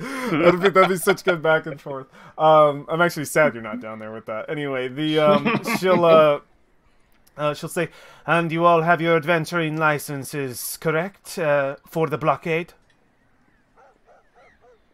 We forgot the goddamn licenses. No, we didn't. No, you got them. Yeah, we got those. I'm pretty sure that because we had to have Frisia's help, didn't we? To get all that stuff? Yeah, Frisia, you were the only one without one, right? Yeah, all of you guys got one from Wakanga, and I got mine from Oh, yeah, you're right. Okay, because we talked to him. That was the... leading on for a week. Yep. Yeah, you got one from your sister. And they are all valid, yes? No tricks? Good. I do not want to incite the fist. If we want this to be a easy voyage, we need not make enemies, only friends. Remember that. It'll help you survive on the sea. Well, if we are all ready, seems as though your bags are packed and your boots tied tight. I hope we don't get in a fight. Let's go. At which point she rhymed that on purpose. she will step up. She will step out of the room and come onto deck with a commanding attitude to this entire crew, who take to her like that. River is a natural commander and chief. She knows her ship, she knows the seas, she knows all of the ship sayings and all that crap that I am not going to say because Ed doesn't know a damn thing about ships, so don't ask me. I know port and starboard, that's all I have. Batten down the Mizzard Gabison. She's going to spit out all those beautiful words. Did you learn anything playing that pirate game? Yeah, she's gonna spit out all beautiful words. During that conversation, Valfine and Alexandria, were you just on deck or were you exploring the ship at all? I'm just on deck looking at the water. What about Valfine?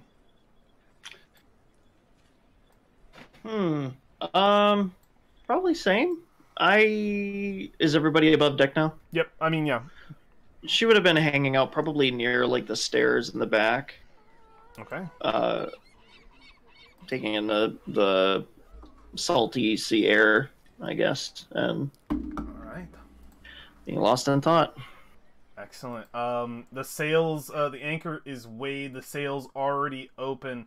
River calls out, "Flask, the payment!" At which point he takes out a small bag, and you can see some silver pieces shine through sort of the thin tapestry, and he just, I got it, and he throws it over to an individual, a harbor master. You see the gold dragonborn harbor master grabs it and just kind of shouts over, "Stay out of trouble, River!" Says, "I always do, my friend."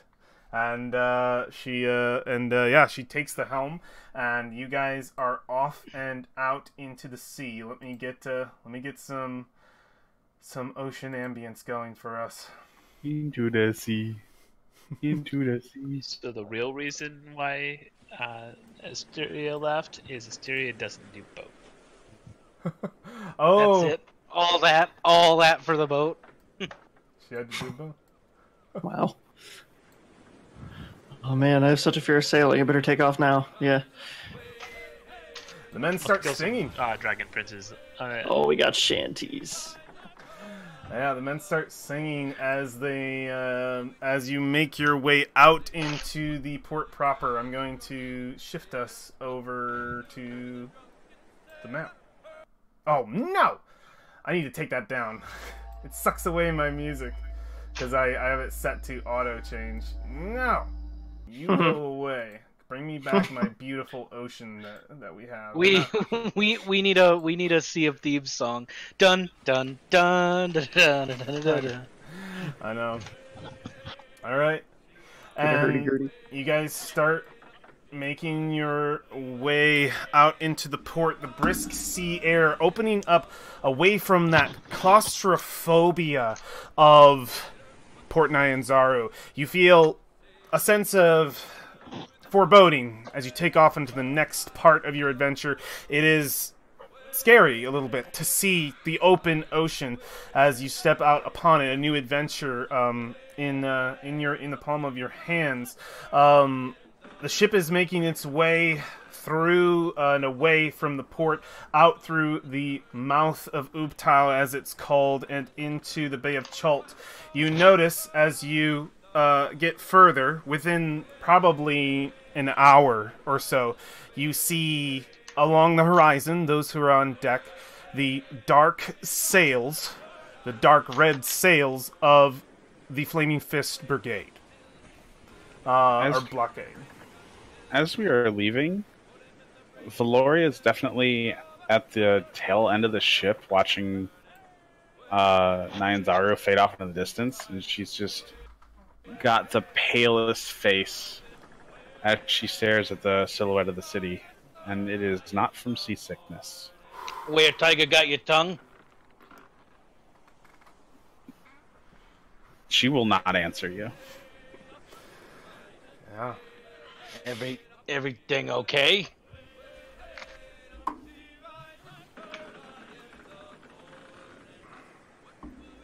Yeah, you see her shake her head gently, but not necessarily answering you.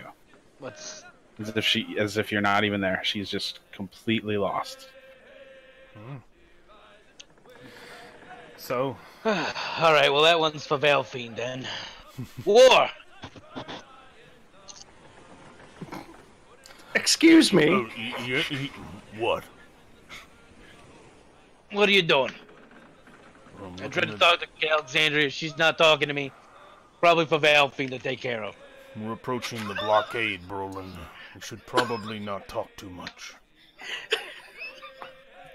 I wish I could legitimately have her snap out of that trance she's in. just the To fucking sass right now. Like, thank you, War. Thank you. Yeah, Brolin will turn and he'll say the words. We're approaching the blockade. Best if we just don't talk. Have your license out. And he pulls I got his license. He pulls his out too. He's like, they can't hear us. She says, yeah, you're probably a good 10 minutes from it, but War is always ever prepared. As you're getting closer, you can all hear the shout of River. Make sure that you have your adventuring licenses out. As far as the crew, I have our charter. The names are signed upon it, and it is stamped by the princes of Port Nyanzaru. We are just fine this day. As long as everybody keeps their cool, we'll be finding ourselves in our Meg's presence in no time. Before nightfall, even. Alright. You all, ready your papers? Mm-hmm. Yeah, you make your way and you approach the blockade itself. You see a host of more than 24 galleons. They are filled with cannons, some 2, some even 3 decks. The massive force of the Flaming Fist has come to Chult fully. You can probably ballistas. Now, you can see that these ships are well armed. They dwarf yours, but you see off in the distance, past the blockade, but far enough away, an even bigger ship. You look in the distance and you see it's made almost entirely of iron. It hosts blood-red sails. They are bright in the sky, and the fist symbol itself is christened right upon them. The flagship of Sigil Jackbrass himself, River will say. And she'll say, and you approach this line of ships, each one sort of probably 100 feet away from the other. As you approach, you come to a single ship that seems to be...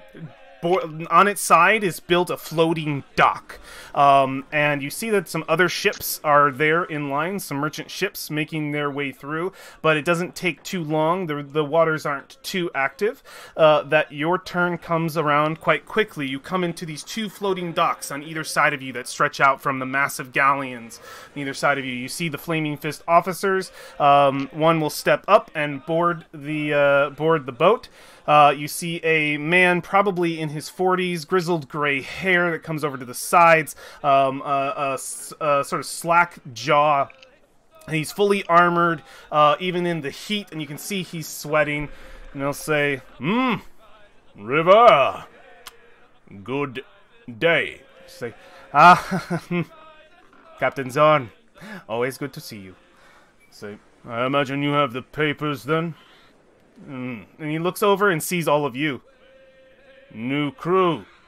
New crew indeed. And he looks all of you up. Just say, seems you're moving up in the world. Indeed. Absolutely. He'll say, well, your licenses, please, and the charter. And she'll say, of course. She hands over the charter. He takes it, looks it over, puts a stamped seal on it, and he then calls over another individual. You see this person is in robes, and they seem to cast a spell over the contract. And he'll say, all right, and hands it back to River. Says, thank you. She rolls it up and looks to the rest of you with like a smile, like, don't fuck this up. So each of you line up to hand Captain Zorn your papers. Yeah. Yep. We'll see each individual step up. You get a different look, each of you, from Captain Zorn. I think we definitely see the war moment where he kind of looks up. Oh, all right. And he kind of looks down and says, in the paper, and has it magically gone over. It's like, checks out. And then we would see Valfine step up, probably. Is your hood up? Is it down? Are you kind of like here? Of course it's up. Are you kidding? We're out in the sun. He kind of looks down for a moment. Takes your paper. Magic. Checks out. Hands it over to you. Next in line we see Freesia. Probably a big old smile on her face. There's a giant smile on her face and is talking to him the entire time. Yeah. I bet. I've never been to that inn. No, thank you. It's good. It's good. At which point he passes over, and then we would see Brolin step forward, look down, say, paper. Yeah, right here. So? Hands it up to him. All right, and the magic goes over. Kind of looks down at you. Okay. Checks out. Here you go. Good luck. And he moves you along. And then we see Alexandria step forward as well. Paper. Your adventuring license, please. Right. The And charter I will says hand it's him the paper. hosting. Yeah, thank you. And he looks at it. Okay. Alexandria Walker. All right. Checks out. There you go. What did he mumble? I didn't hear over the. He said chanting. Alexandria Walker really low. Oh, okay. Yep. Hands it back to you. All right. At which point he steps off the ship and he says, "It'll be 10 minutes until we get confirmation that you can leave." At which point River says, "Captain Zorn, don't you owe me a favor?" Says, "All of the paperwork checks out. We are good to go." And you can see 3 ships are stuck behind you. And you have a line. "I have never lied to you before. Let us through. It will check out." And he'll look at her for a moment.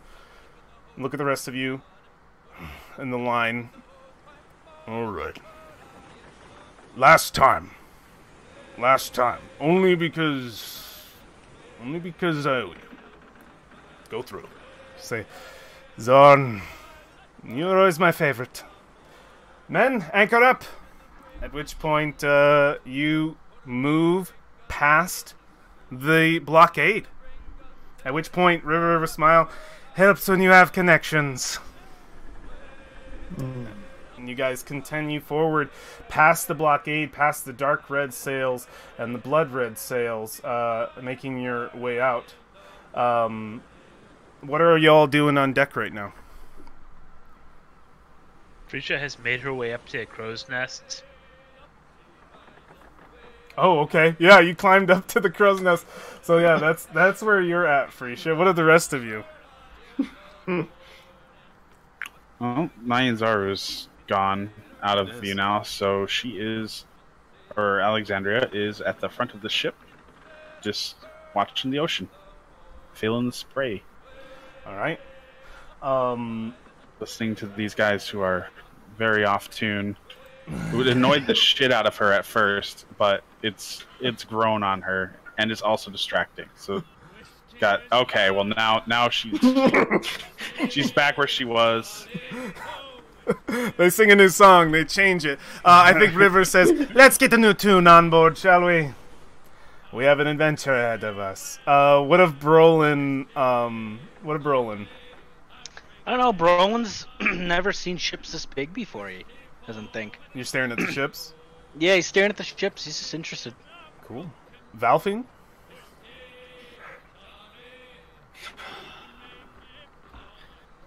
She's going to move up behind Alexandria. Okay. Or Valoria in this case. Okay. And stand near, I guess the edge of the deck and kind of peer over and feel the spray of the ocean. You can feel the spray. Next to you is War, looking forward as well. Here we go. Brolin, make a perception check. Frisha, you as well. Oh no.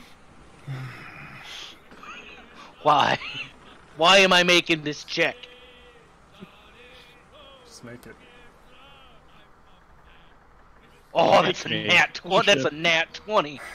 You're gonna tell me right now. You're gonna tell me. We start with Frisha, and we'll move to Brolin. Frisha, you are up in the crow's nest with another Chultan, who speaks good enough common to have a small conversation with. Oh, Chult. Oh, you speak Chultan. Yeah, he speaks in Chultan. He's talking to you. You're facing him. You're facing out towards the Bay of Chult. He's facing back towards Port Nyanzaru. And he's talking to you, and then he looks over and he says, Wait a minute. And he moves towards and starts looking over your shoulder. And I imagine you look with him. And he points and he just says, the spyglass. And you hand it to him? Yeah. Points out, he says, "It's not moving, is it?" And we see something in the reflection of the spyglass. No. The blood red sails. And then we move to Brolin, down below. And Brolin, you look off in the distance towards the blockade. The music of the deck sort of coming to a chorus, and the spray of the sea in your face as you look back. And you notice something. The flagship is moving. Oh! You watch as its front sails drop. River is not looking in that direction. What do you do? Hey, River. Yes, Brolin.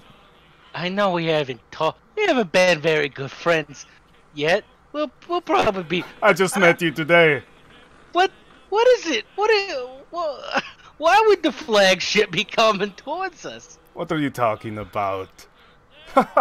You're a Wait, what? And she It's coming right through. It's getting bigger. She turns around and looks, and you see her cat eyes widen. They come into just singular slivers. Everybody shut up! And the music stops, and she moves away from the helm and over to the edge. Give me a spyglass, someone! And somebody gets it in her hands, and she pours it out. And we move back up towards the crow's nest. And this individual with you, Freesia, it's not moving towards us, is it? It can't be. And he hands it over to you, Freesia. Do you want to look through the spyglass? Make a perception check with advantage. Sure.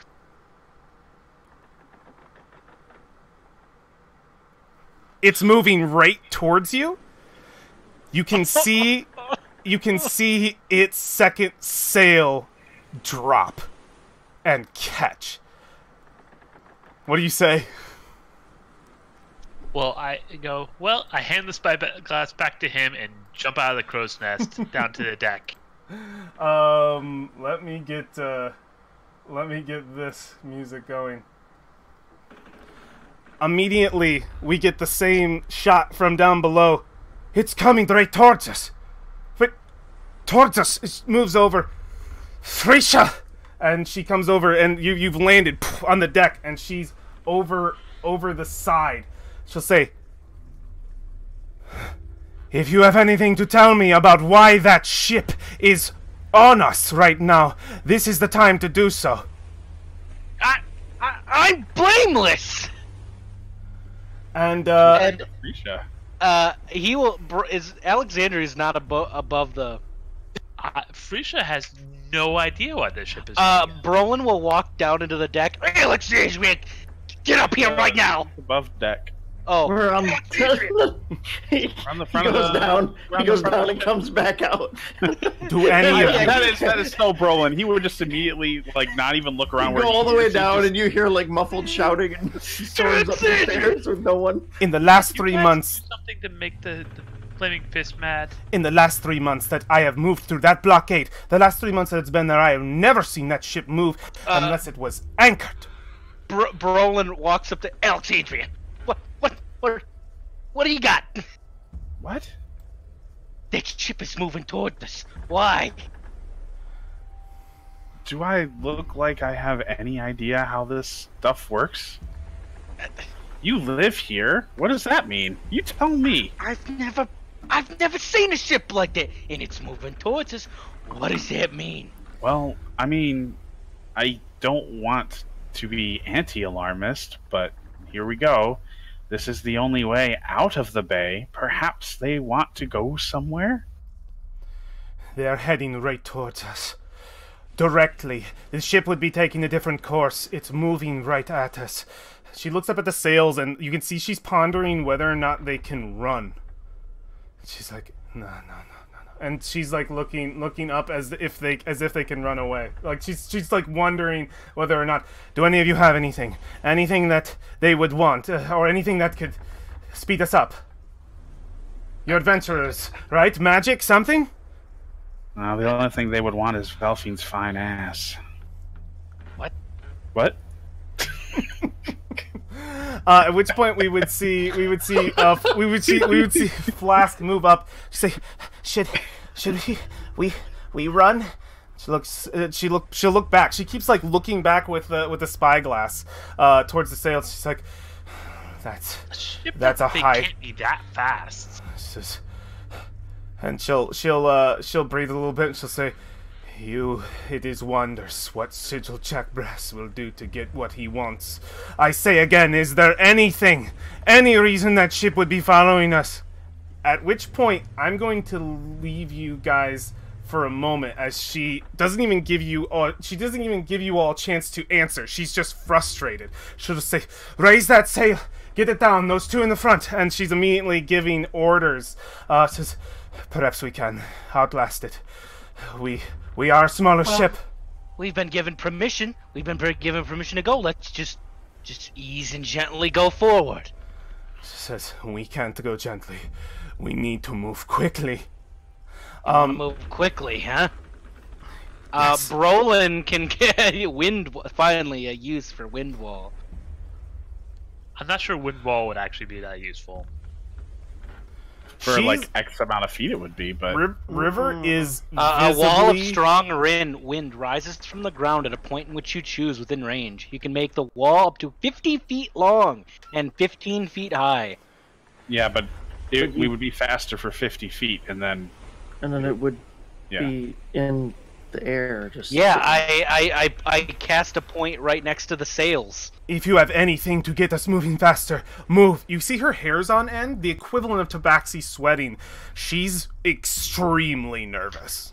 And can I Jack cast wind wall like on the mast? You can. So that I can. Yeah. can. So War we was have a- Go ahead. You can cast it. Okay. War, you jumped in. What's up? Jack Brass knows about the map.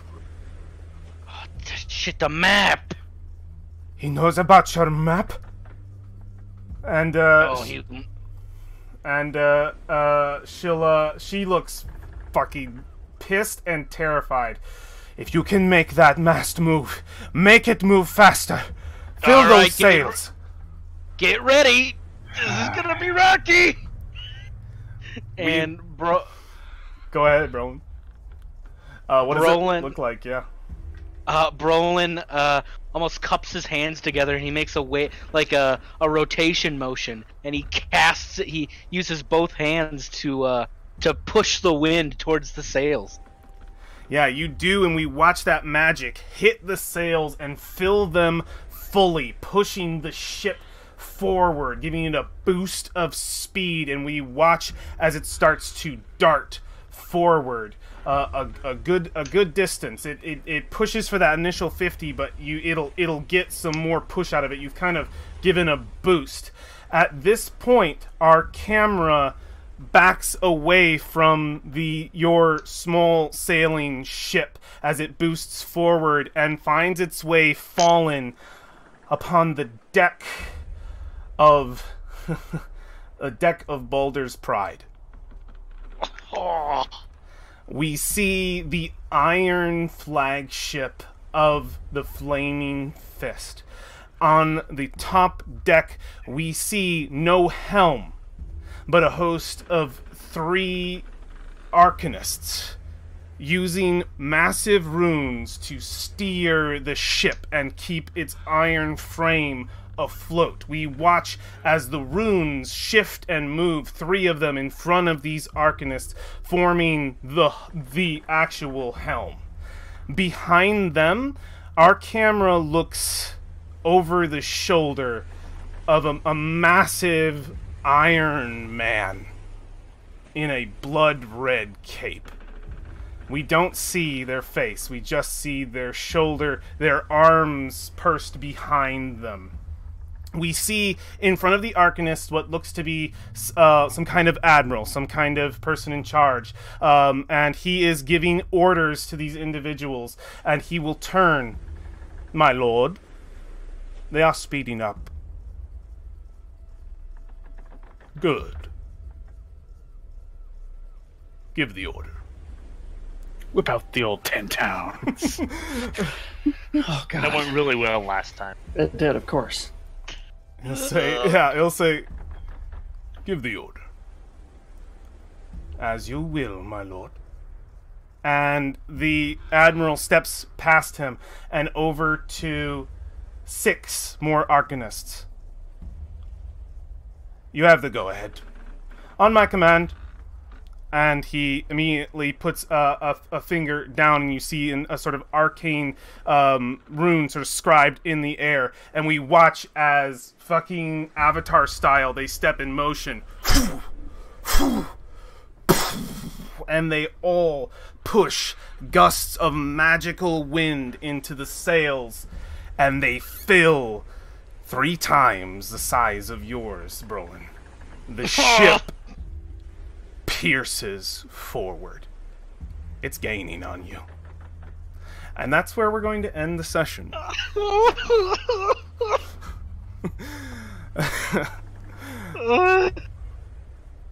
And we will pick up next time.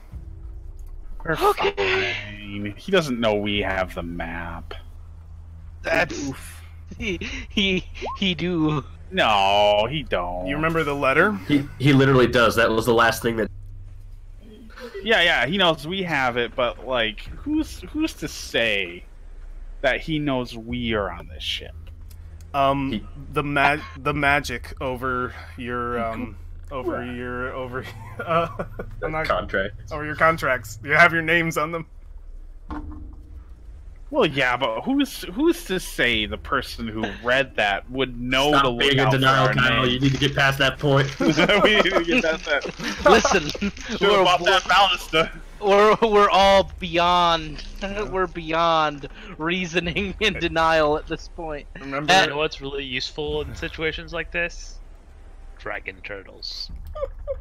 the problem being Dragon Turtle is here. Y'all here. I don't know if the Dragon Turtle's an option. I've never seen a chase mechanic with a ship before. We have a secret weapon. We lose. What? I have water bending, which they also have, most assuredly. Yeah, They this have more mages on their ship. it seems as though a confrontation with the Flaming Fist could be inevitable. We'll find out next time. Listen, best case scenario, we're boarded, they attack, and we beat them enough that Sigil Jack Attack? They're lawful. Have you done anything wrong? I mean, we just escaped them. Well, they There's haven't no tried. crime. Yeah. Yeah. They haven't Maybe- told us anything. Maybe he just wants to talk. Yeah.